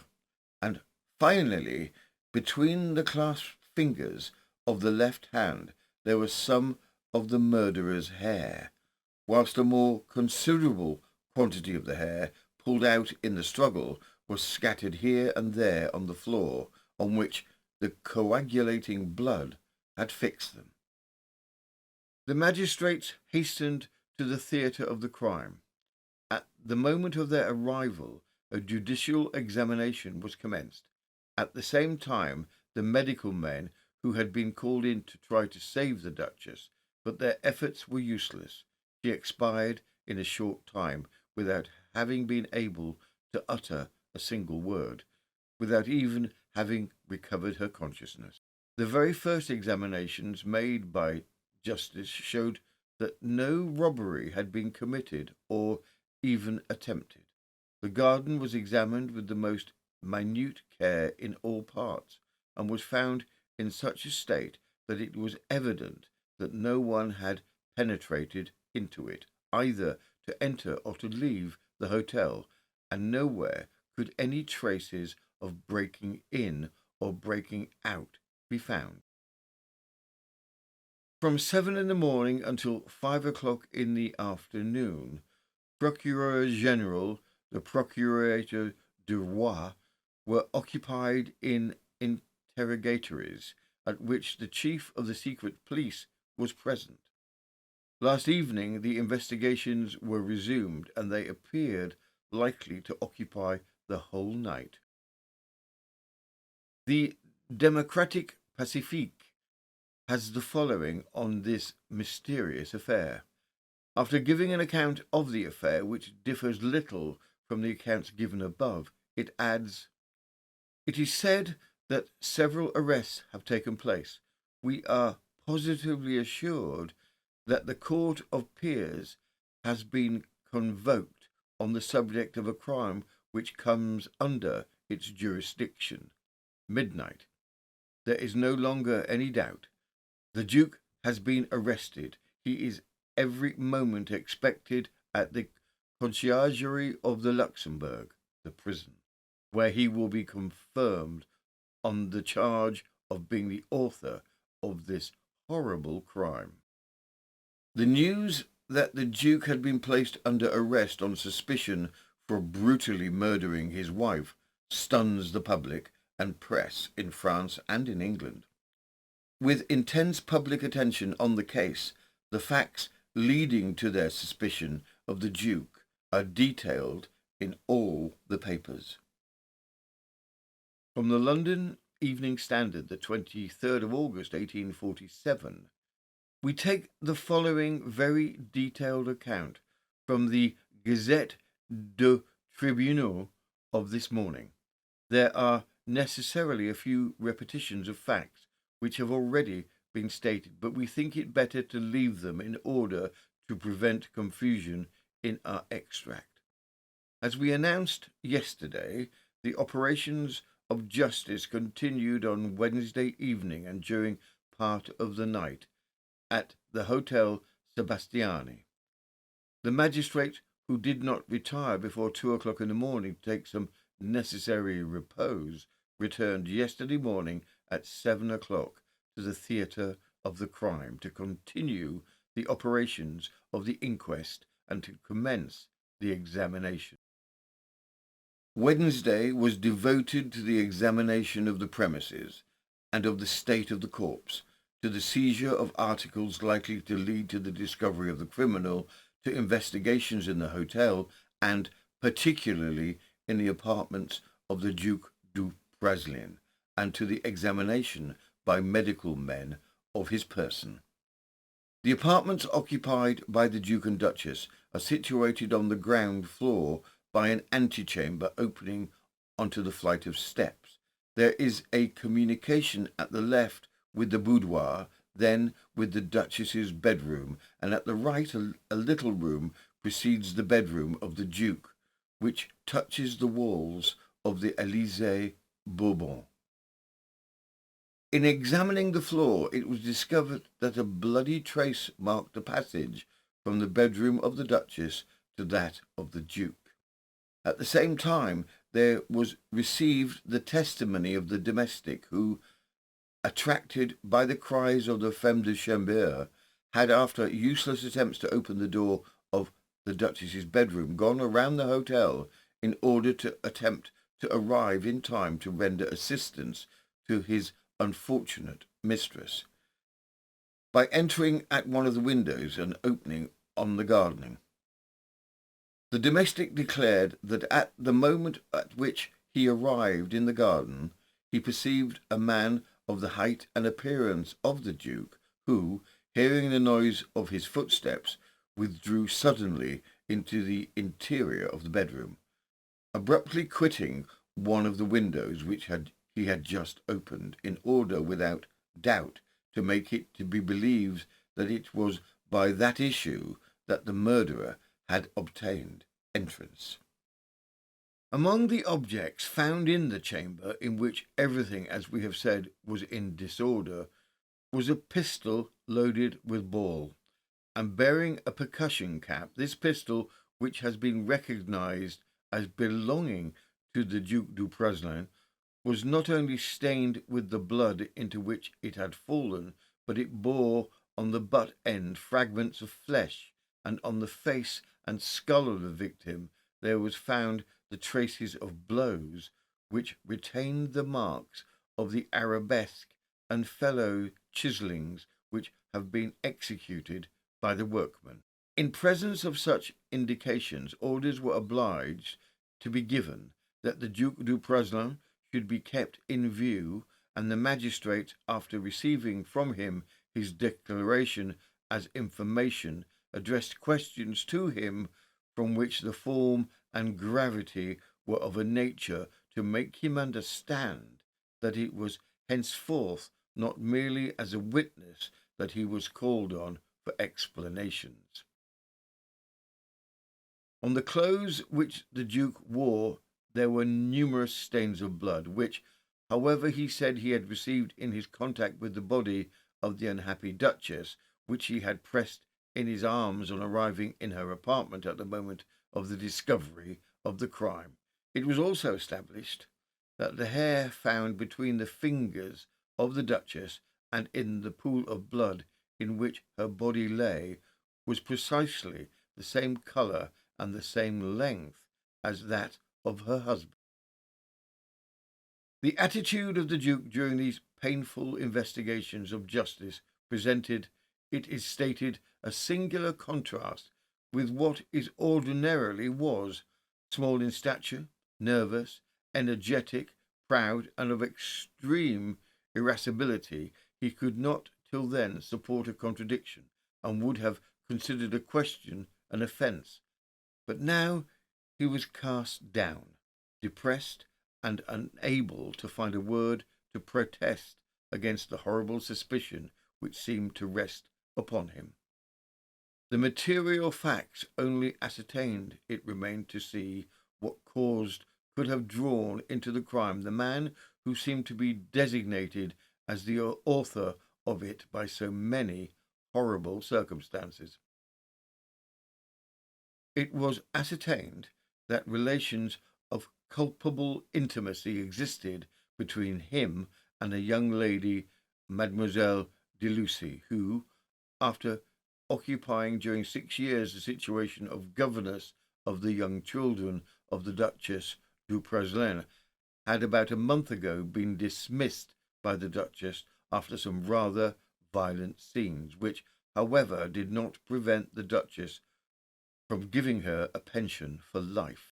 A summons to appear was issued against this lady, who is 29 years old, and who, since leaving the Hotel Sebastiani, had placed herself in a young ladies' school. It was ascertained from the declarations of the Duke du Praslin himself that, on arriving from his country seat with the Duchess, who came in the same carriage with him, he had gone to pay a visit to Mademoiselle de Lucy before entering his hotel.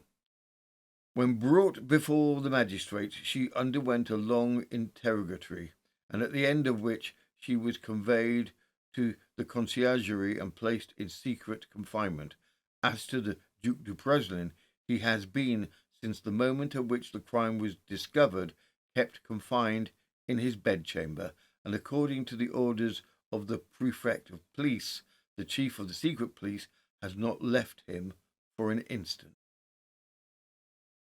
The Duke du Praslin has fallen into such a state of prostration that such serious fears were felt respecting his health as to cause his medical attendant, Monsieur Louis, to be sent for, who, among other filings, prescribed him a bath. In the investigation it was ascertained that the Duke must have placed himself in bed, although he was completely dressed at the moment in which he arrived, after the door of the Duchess's bedchamber had been broken open by the domestics. His bed, in fact, was in disorder. In spite of all the search that had been made, it has been impossible up to this moment to discover the sharp instrument with which the wounds of the Duchess were inflicted.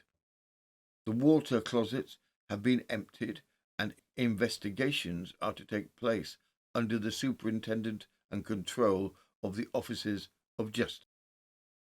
The Duke is removed to private chambers within the prison of the Luxembourg, and has a constant watch on him. What is commented upon so frequently is the difference in his temperament. Known to be proud, brusque, and easily inflamed, the Duke, by contrast, when presented with the evidence, becomes quiet and beaten. A watch is placed on him, and despite this, the Duke manages to ingest poison. From the London Evening Standard, the 24th of August, 1847, the murder of the Duchess du Praslin. We find the following in the Gazette de Tribunal, the health of the Duke du Praslin is in a precarious state. It is said, caused by an attempt at self-destruction by means of poison. It is not known in what manner he was able to make the attempt, but the phial which contained the laudanum has been found. The most active measures were immediately adopted and the strongest antidotes administered, although the most dangerous symptoms were thus paralyzing its effect have not been removed. On recovering his strength sufficiently, it was announced to him by the usher of the Court of Peers that a warrant had been issued by the Chancellor for his removal to the prison of the Luxembourg, and that the Court of Peers had been convoked to take cognizance of the affair. He made no reply to this announcement, but endeavoured to raise his head from the bed as an intimation that he was ready to obey the injunctions of justice. His valet having dressed him, he was assisted downstairs, where the carriage of the Duke de Caz awaited him, and, attended by the usher of the Court of Peers, Dr. Andral, the physician of the chamber, and the chief police officers, started for the prison of the Luxembourg, escorted by a strong body of police. On his arrival there, he was in such a weak state that he was obliged to be carried to the chamber prepared for him. The murder of the Duchess of Praslin continues to be the all-absorbing topic at present, to the exclusion of political discussions. All the Paris journals seem to be unanimous in ascribing the crime to the husband. The attempt of the Duke to destroy himself has turned suspicion into conviction of guilt.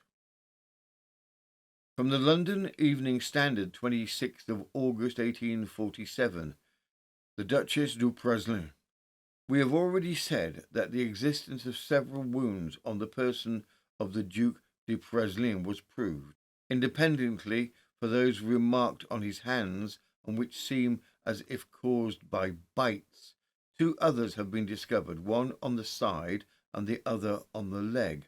When called on to explain how these wounds had been occasioned, the Duke, after having at first refused to do so, replied, it is said, that it was the buckle of his trousers which had rubbed his side, and that he gave himself a violent blow on the leg the evening before when getting into one of the railway carriages. When asked if he had mentioned these injuries to any other person, he replied in the negative, but afterwards said that he had spoken of them to a person of his household. It is also known that, having found in the fireplace the remains of clothing almost entirely consumed, and on which traces of blood were perceptible, it was discovered that the dressing gown which the Duke wore was also stained with blood, and that it had been recently washed. The Duke, it is said, admitted this latter fact, but attributed the blood to having come in contact with the body of the Duchess when he found her expiring. The cause of his washing out the stains of the blood was, he said, to spare his children the sight of it. In fact, if the bloody stains marked on the floor and on the hangings of the chamber, proving as they do the desperate efforts of the victim to escape from the murderer, be taken into consideration, the conclusion must be come to that the unfortunate Duchess was first struck in her bed, and that then, escaping from her murderer, she must, whilst overturning the furniture and whilst still was receiving blows, have struck with her mutilated and bleeding hands at every door, and then at last must have fallen exhausted into the armchair near the chimney. There, bent double, still uttering cries which her assailant endeavoured to prevent by pressing her mouth, she received from behind on the head and neck repeated blows, one of which opened an artery and produced death. According to these indications, it appears probable that the pull at the bell which roused the persons belonging to the household was not given during the struggle, but that the Duchess, recovering for a moment her senses after having been left for dead, found sufficient strength to seize the bell rope which was at the side of the caucasus on which she had fallen and where she was found expiring. The Chancellor and the Commission of the Court of Peers went this morning to the prison in which the Duke of Praslin is confined, and they found him in bed and still suffering from violent spasms. It appears that the antidotes administered after his attempt to poison himself have not yet destroyed the effect of the laudanum. The sufferings which ensued have produced such ravages on the system that a peer of France who saw him has declared to us that he is only the shadow of what he was. The Duke is said to have replied at first with great difficulty to the questions of the Chancellor, who repeatedly exhorted him to compose himself and then to reply without reserve. The Duke is reported to have wept frequently during the examination, respecting which the Commission preserves the most profound secrecy. Mademoiselle de Lucy is no longer in secret confinement. The correspondence seized at her residence has been examined by the Commission of the Court of Peers, by which she is to be interrogated. She is very calm and does not appear to have the least dread of the result of the examinations as far as she is concerned. She acknowledges having replied sometimes with vivacity to the Duchess of Praslin, whose jealousy and violent language she dreaded. We have spoken of the altercations between the Duke and the Duchess, of which she was the cause. The Duchess suspected her relations with the Duke and frequently complained of them. What contributed much to irritate her was a journey which the Duke made 2 years ago to Corsica with Mademoiselle de Lucy. The Duke took the Mademoiselle de Lucy with him, his 2 eldest unmarried daughters. It was only a month since that the Duchess was able to obtain the removal of Mademoiselle de Lucy. We have already stated that the Duke, without informing the Duchess, visited Mademoiselle de Lucy on the evening of his arrival, having with him 2 of his daughters. The Duchess, having been apprised of this visit of the children, expressed her dissatisfaction in very warm terms. Medical attempts to save him are for naught, and the Duke dies. There will be a rollout impact publicly that a member of the privileged class could commit so heinous a crime and manage to avoid public justice through personal suicide. From the London Standard, the 28th of August, 1847, the Duc du Praslin. We extract the following from the Patrice of Wednesday evening. The Duc du Praslin died in consequence of arsenic taken in considerable quantity, according to the official journal. It is not said who prepared and furnished the poison, or at what moment the Duke could have taken it. Let us recapitulate, according to an authority worthy of credit, the circumstances of the morning of the 10th. The prefect of police and Monsieur Allard, the chief of the police de Surete, arrived at the Hotel Sebastiani at about 5:30 in the morning. The commissary of police of the quarter and his agents were already in the chamber where the dead body was lying. The Procurator General, Monsieur Delangle, arrived at about 6 o'clock. The Duc du Praslin was there, going and coming from one room to another and expressing his surprise at the mode in which the murderer could have entered the house. After Monsieur Delangle had carefully examined the localities, he declared in an energetic manner that the murderer had not come from outside, it being most evident that he belonged to the house.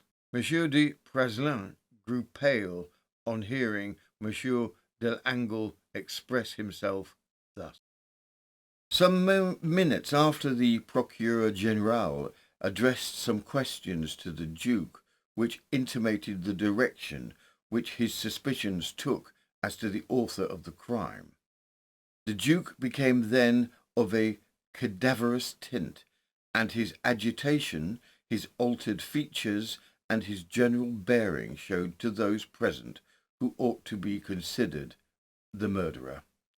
At the moment the examining magistrate and the procureur du roi entered, Monsieur de Praslin disappeared immediately.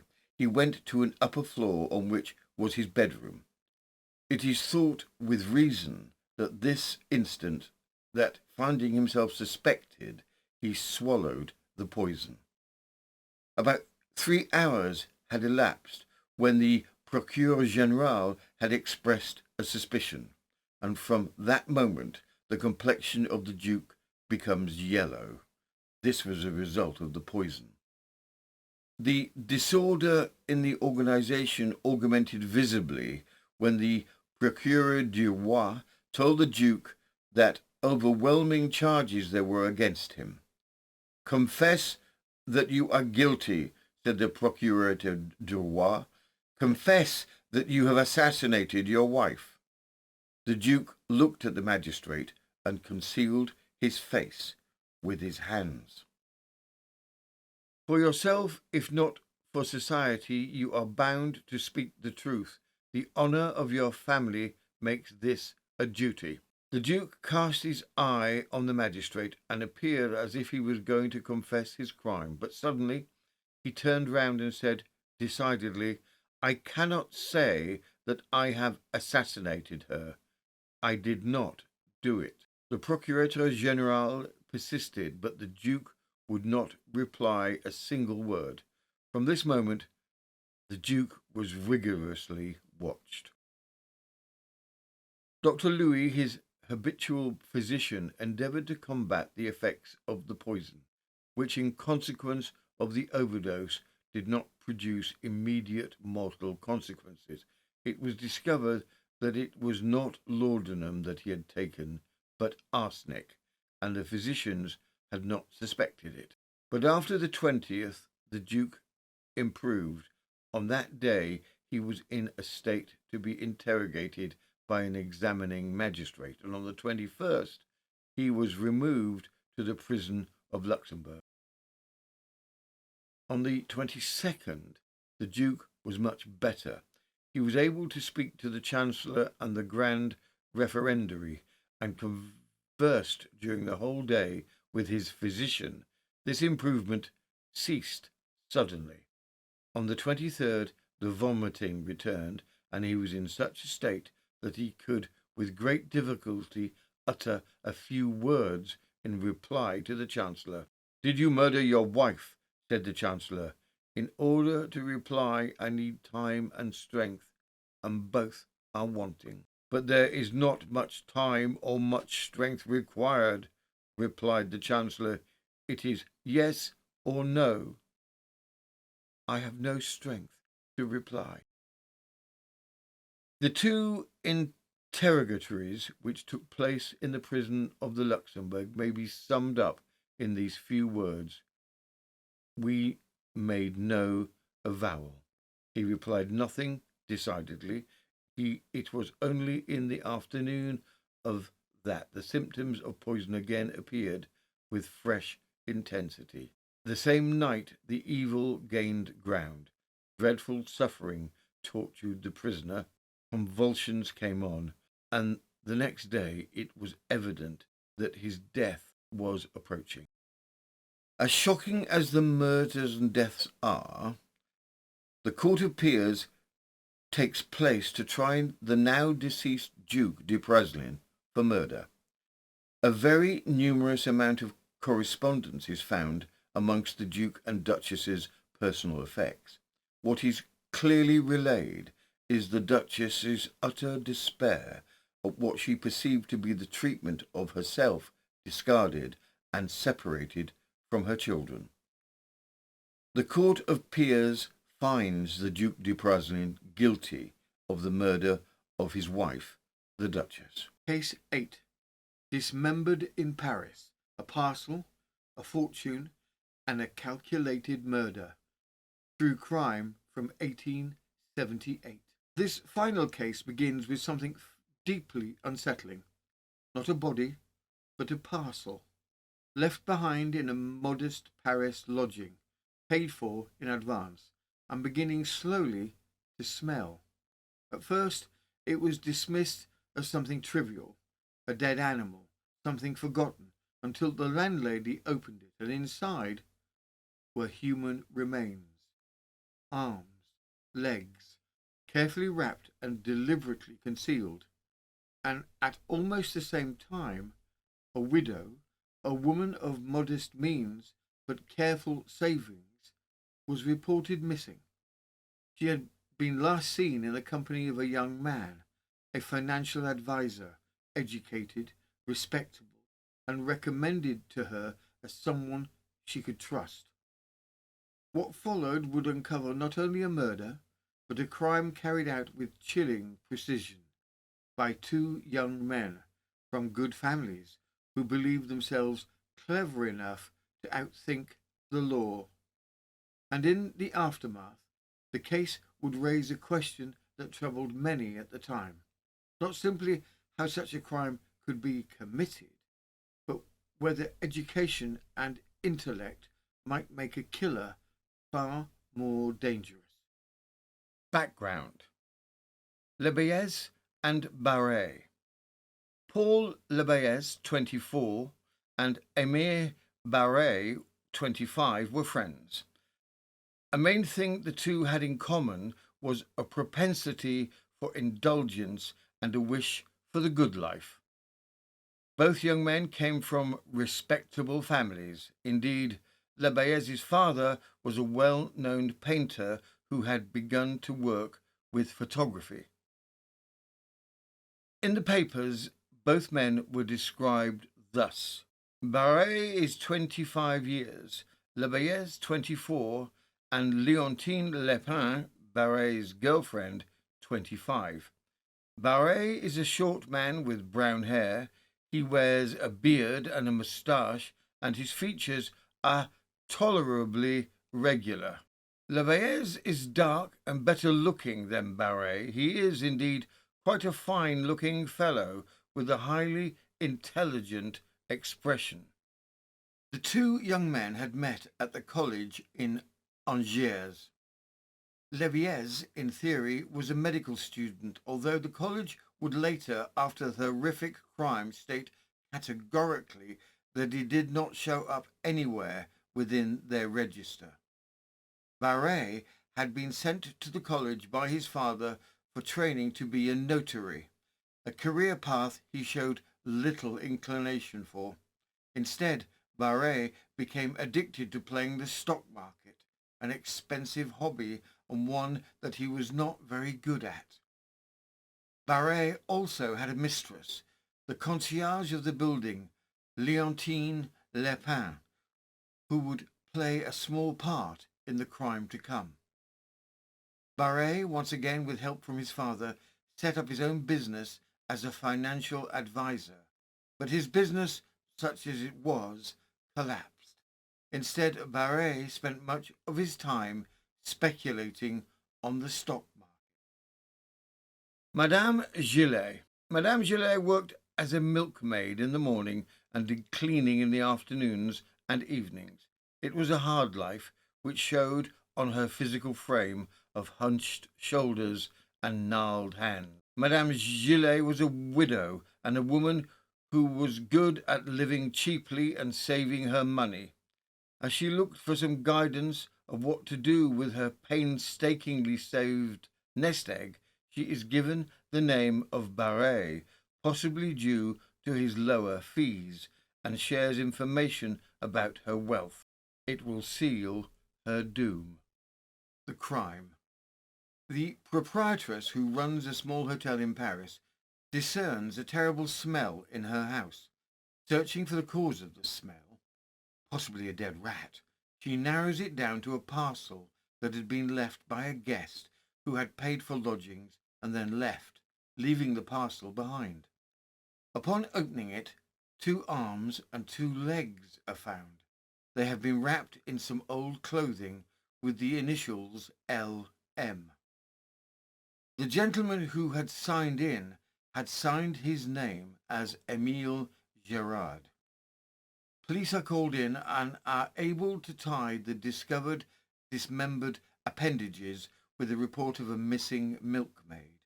Both the missing milkmaid and one of the arms found within the parcel have a cauterized wound on the arm. The hands of the victim in the parcel are also weathered as if by one who is accustomed to hard work. With the identity of the victim believed to be established, the police are able to investigate her antecedents and trace where she had been previously. The investigations take the police directly to a young man, Aimé Barré, who had been recommended to Mademoiselle Gillet and with whom she was last seen. From the Birmingham Daily Post, the 24th of April, 1878. A French murder.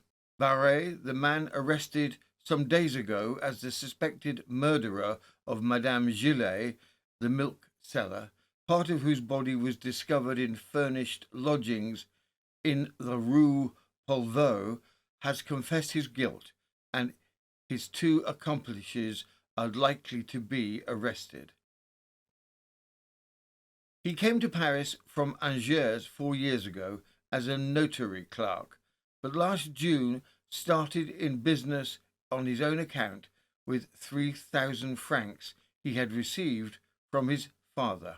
A few months ago, however, he gave up his business and took to speculating on the bourse, but fell into difficulties. He made the acquaintance of Madame Gillet, whose affairs he undertook to manage, and induced her to leave her house with him with some bonds in her possession, which she desired to get exchanged. She was not again seen alive, but neighbours identified the limbs found in the lodging by a scar on the arm and by vestiges of clothing. Barré's confession has led to the discovery at the Mons railway station of 2 packages containing the rest of the body, including the head. These packages have been sent or left there, with instructions that they should be kept till called for. Barré names as his accomplices the concierge of the house in which he first lived in Paris and a medical student. The latter hired for a week the lodging in the Rue Polveau and left the next day, after which the fragments of a body were discovered in the room. Paris is stunned by the brutality of the murder, but what makes this all the more shocking is that the cold-blooded murder of one less fortunate was enacted by members of society from good families. Leibez, touted as a medical student and something of an intellectual, and Barré, with his education, were not the usual type of murderers associated with a crime of so vicious and brutal a nature. Widow, milkmaid, and cleaner, Madame Gillet is placed to rest at her funeral, which attracts a wide crowd. From the Echo, London, the 27th of April, 1878. The funeral of Madame Gillet, the victim of Barré and Leibez, took place in Paris yesterday and attracted a large crowd. In the fortnight which has elapsed between the murder and his apprehension, Leibez delivered a public lecture on Darwinism and Romanism. He was said to be a medical student, but this is now denied, as a thorough search has been made among the registers, but no such name has been found. When Barré was apprehended, he was just on the point of drinking off a glass of poison with the intention of committing suicide. With the arrest of both, as well as the girlfriend of Barret, the concierge Leontine Lepin, more details emerge of the crime. Madame Gillet, enticed to go to Barret's flat, is initially hit with a hammer to knock her out. She is then stabbed 6 times in the heart by Lebiez. Taking the key from her corpse, Barret goes to Madame Gillet's flat to pick through her belongings and find the funds Gillet had described to him. He finds only £200, which would be considered riches to her in her position in life, worth approximately £30,000 in 2024. As Barret is searching for anything worth selling and whether any other funds were stashed away, Lebiez uses the time to dismember her body, cutting off the arms, legs, and head. From here, the arms and legs are wrapped in some of the clothing belonging to Barret's mistress, the concierge Leontine, whose initials LM are on the clothing used. The wrapped clothing is then parcelled up to take to a lodging house and leave. The trunk and head are also placed in a separate parcel and dropped off at Le Mans train station with instructions to hold it as it will be collected at a later date. The portmanteau used for holding the gruesome remains would be easily identified later by a friend who had helped carry it. Interestingly, police had been contacted by friends of Madame Gillet within some 48 hours of her being missing. Possibly both Barret and Lebiez had thought that a person in such a humble economic position would not be missed, or that the police would not care. The case goes to court and is an absolute sensation in Paris. Several of the British newspapers send over correspondents to report back on the details of the trial. From the Echo, London, the 31st of July, 1878. The most sensational incident in Paris just now is the trial before the Assizes Court of the Seine of Aimé Barret, 25, his mistress Leontine Lepin, 25, and the medical student Paul Lebiez, aged 24, for the murder of the milkwoman Madame Gillet in the Rue Polveau. The deceased woman had saved 12,000 francs and was murdered for her money, the body being cut up into pieces by Lebiez and left in a box in a room in the Rue Polveau, which was subsequently identified by means of a mark on the arm, and the crime brought home to Barret, who revealed everything. The court was crowded to excess yesterday and Monday when the trial began. Barret tried to commit suicide the night before last by making a wound in his throat with his brace, but was prevented and put into a straitjacket. As the trial takes place, more details emerge as to the brutality of the crime and the clear premeditation that took place in order to enact the horrific murder upon the widow Madame Gillet. Witnesses are called forth deposing. The recommendation for Madame Gillet to contact Monsieur Barret, and seeing the pair together in the street shortly before Madame Gillet's disappearance. A recent surge of money as creditors were paid off shortly after the disappearance of Madame Gillet. The recognition of Barret by the owner of the lodging, who had signed in as Émile Girard. The recognition of the black portmanteau containing the head and trunk of Madame Gillet as belonging to Émile Barret. The evidence is overwhelming. From the Illustrated Police News, the 17th of August, 1878. Horrible tragedy in Paris. Trial for murder and mutilation. The details of a crime of extraordinary atrocity were revealed today to the public on Monday at the Court of Assizes of the Seine, where the trial of the three accused persons began in the afternoon. On the 24th of March last, a woman named Gillet, who gained her livelihood by selling milk in the morning and working as a charwoman during the day, suddenly disappeared. Her friends informed the police of the occurrence, and the dwelling of the missing person was searched. Some £20 in gold was found concealed, but according to the friends of Madame Gillet, she possessed a capital of about £520, of which no trace was obtained. About the same time, another mystery was brought before the police. On the same day as the woman Gillet disappeared, two young men hired a furnished room in the Rue Polveau, one of them signing himself in as Émile Gérard, aged 26, student, and paying a week's rent in advance. One of them came back early the next morning with a parcel and went away again, taking with him the key of a cupboard in the room in which he deposited the parcel. As neither of the young men returned again, after the time for which they had hired the room had expired, the proprietress of the house opened the cupboard and discovered that the parcel contained the arms and legs of a human body wrapped up in old shirts with the initials L.M. The limbs were those of a woman and bore traces of a struggle, which must have shortly preceded death. The cutting had eventually been performed by someone who knew a little about anatomy. This was the story that was laid out before the public 3 months ago.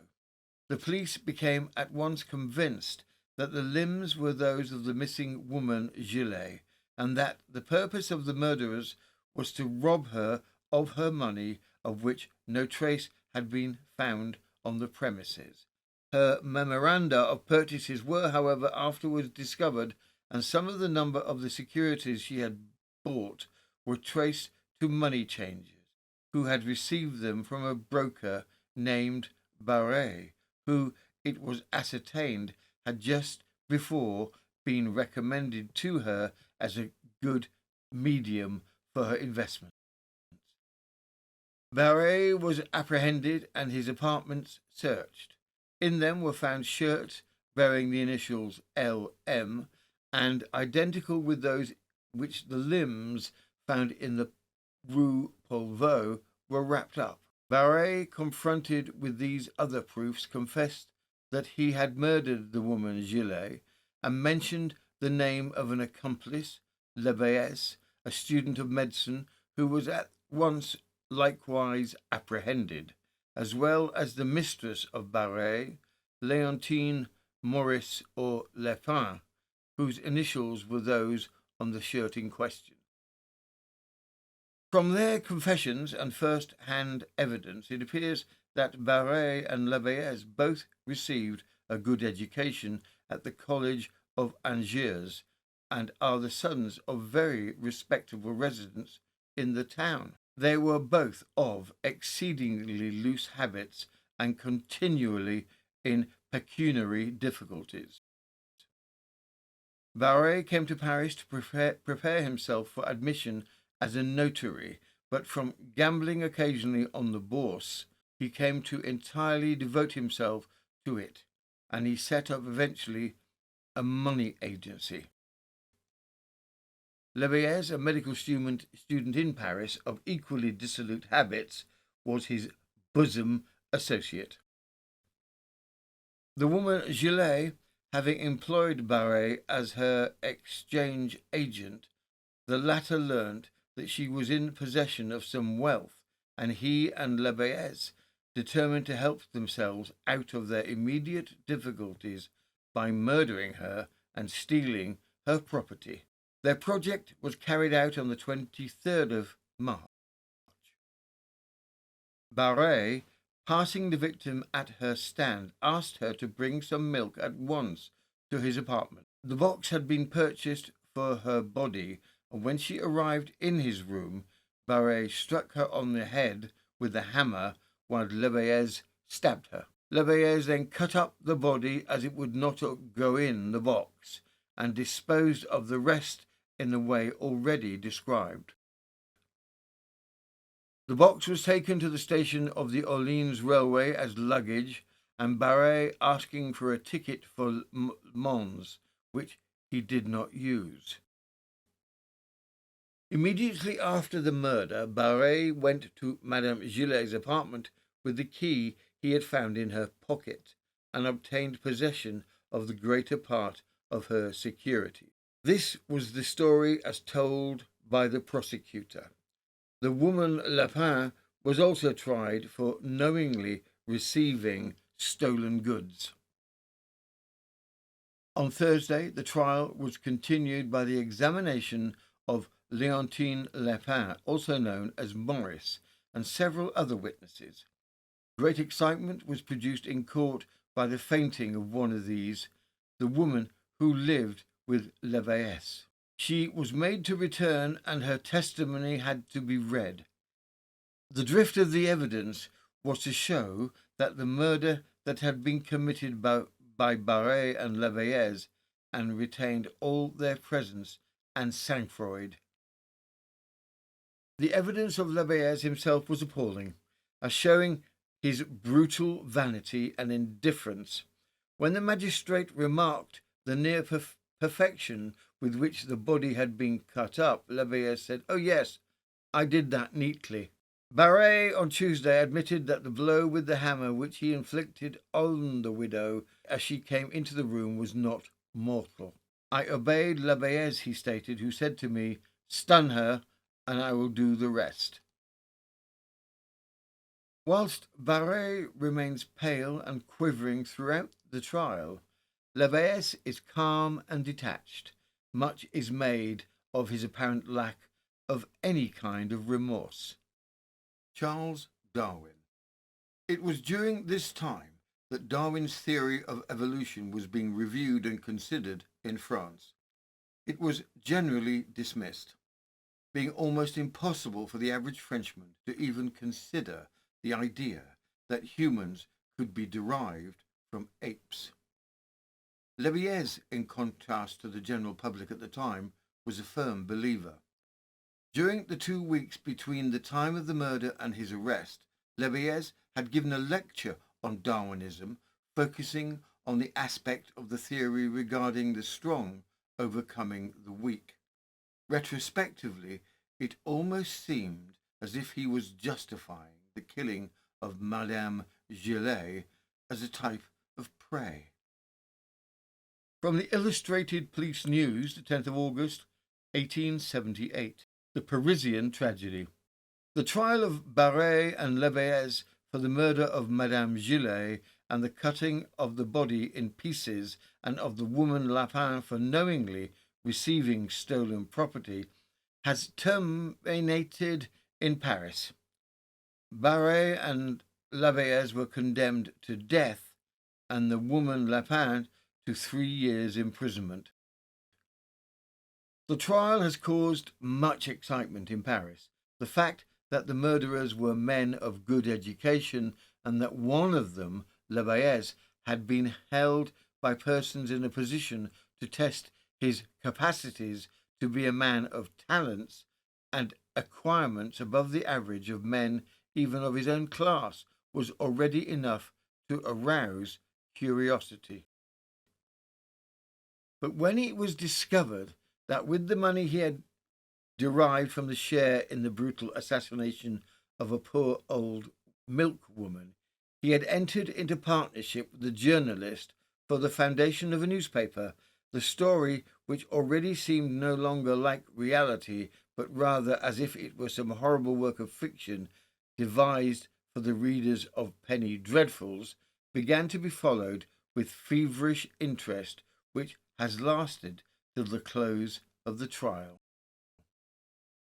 Never was a murder committed in a more deliberate manner or for a more paltry object, and by men who must have been fully alive from their education to the consequences of their deed. Here education seems only to have enabled the murderers to devise more elaborate means of concealment. But what strikes everyone is that, despite the unquestionable cleverness with which the body was got rid of, there could not have been a case in which the evidence was more complete.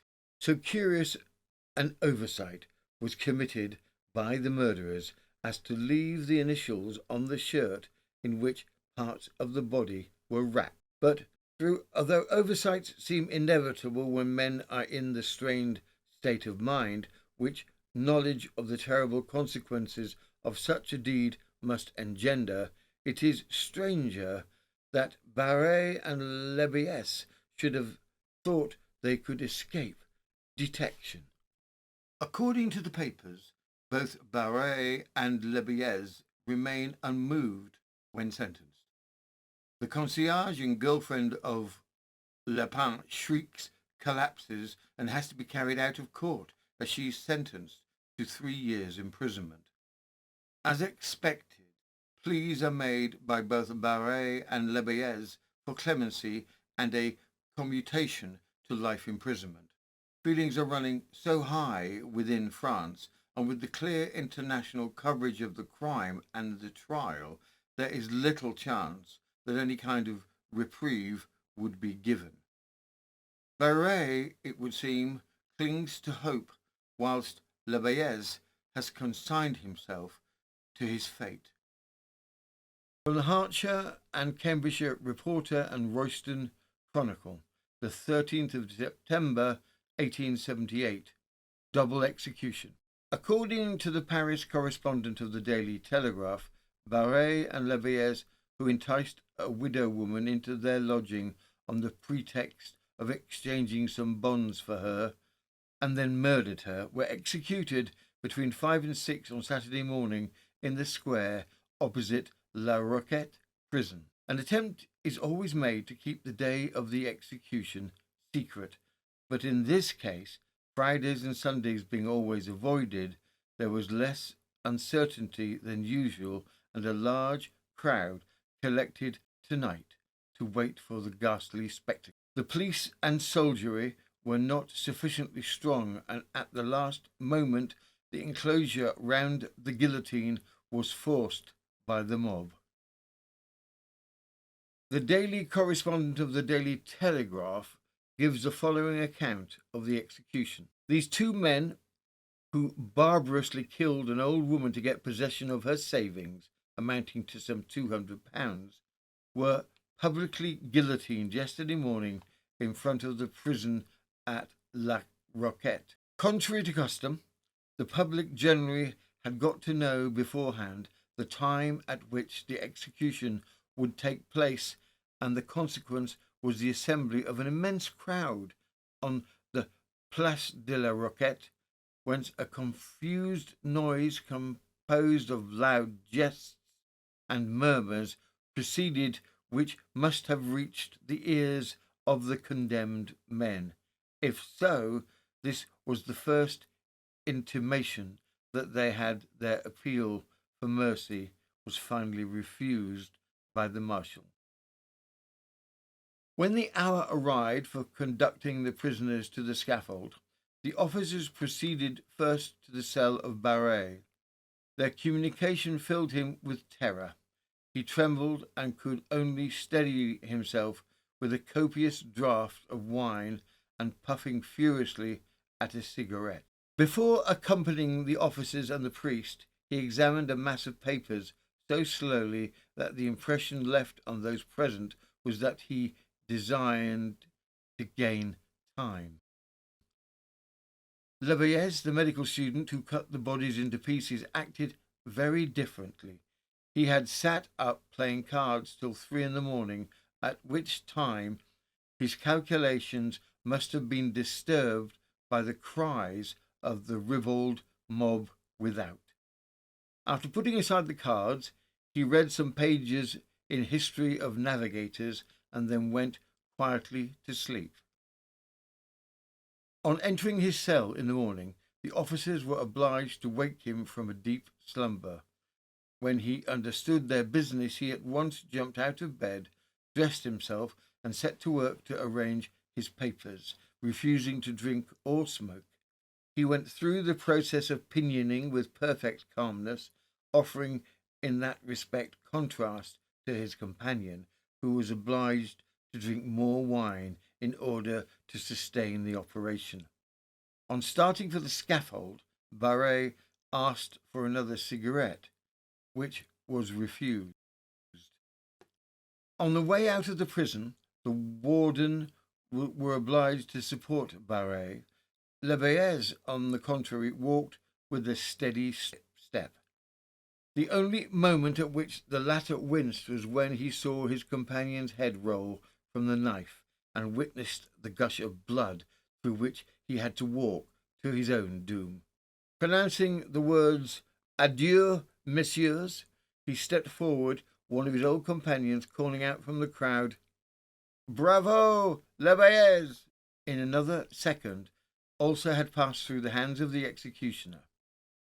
Both men had expressed their contrition in their last days and had conformed to the rites of the Roman Catholic Church, although they had formerly been strong advocates of materialism. Before being executed, Lebeez said to his father, "Do what you like with my body, but do not allow any cast of my head to be taken. I wish to disappear forever." His remains were claimed by his family. Those of Barré were handed over to the School of Medicine for dissection. The double execution, of which the details have been generally discussed today, has produced a gloomy impression on the whole city. And so, we come to the end of this rather international excursion into murder, money, and some truly questionable life choices. We very much hope you enjoyed the episode. And if you didn't, then may we suggest directing all complaints to the scriptwriter, who has, at the time of recording, made a swift and entirely unapologetic dash towards the nearest ferry crossing, something to do about French wine bars, and was last seen attempting to blend in with a group of Belgian tourists while clutching a notebook and a sandwich of some concern. Now, did you enjoy the episode? A like and a subscription would be most appreciated, if only to reassure the YouTube algorithm that we are in fact a historical true crime channel and not, as it occasionally suspects, a series of melancholy travelogues featuring wind-swept coastlines and a hamster making increasingly poor decisions at speed. And for those of you who would prefer your murders entirely uninterrupted by adverts, you'll find us over on Patreon, where, for the modest sum of £5 a month, you can access the full archive. Nearly 1,000 episodes, roughly held, which are exclusive to Patreon, all entirely ad-free and mercifully free from interruption. It is, of course, very easy to cancel at any time, unlike a subscription to Mortuary Times, which once started appears to linger indefinitely, and has been known to follow people through at least 2 changes of address. This has been News of the Times, and I am Robin Coles, amateur parrot whisperer, occasional cataloguer of Victorian grievances, and part-time enthusiast of aggressively boiled tea. And now, if anyone could kindly explain how half a beach appears to have migrated into the front hallway, that would be very helpful.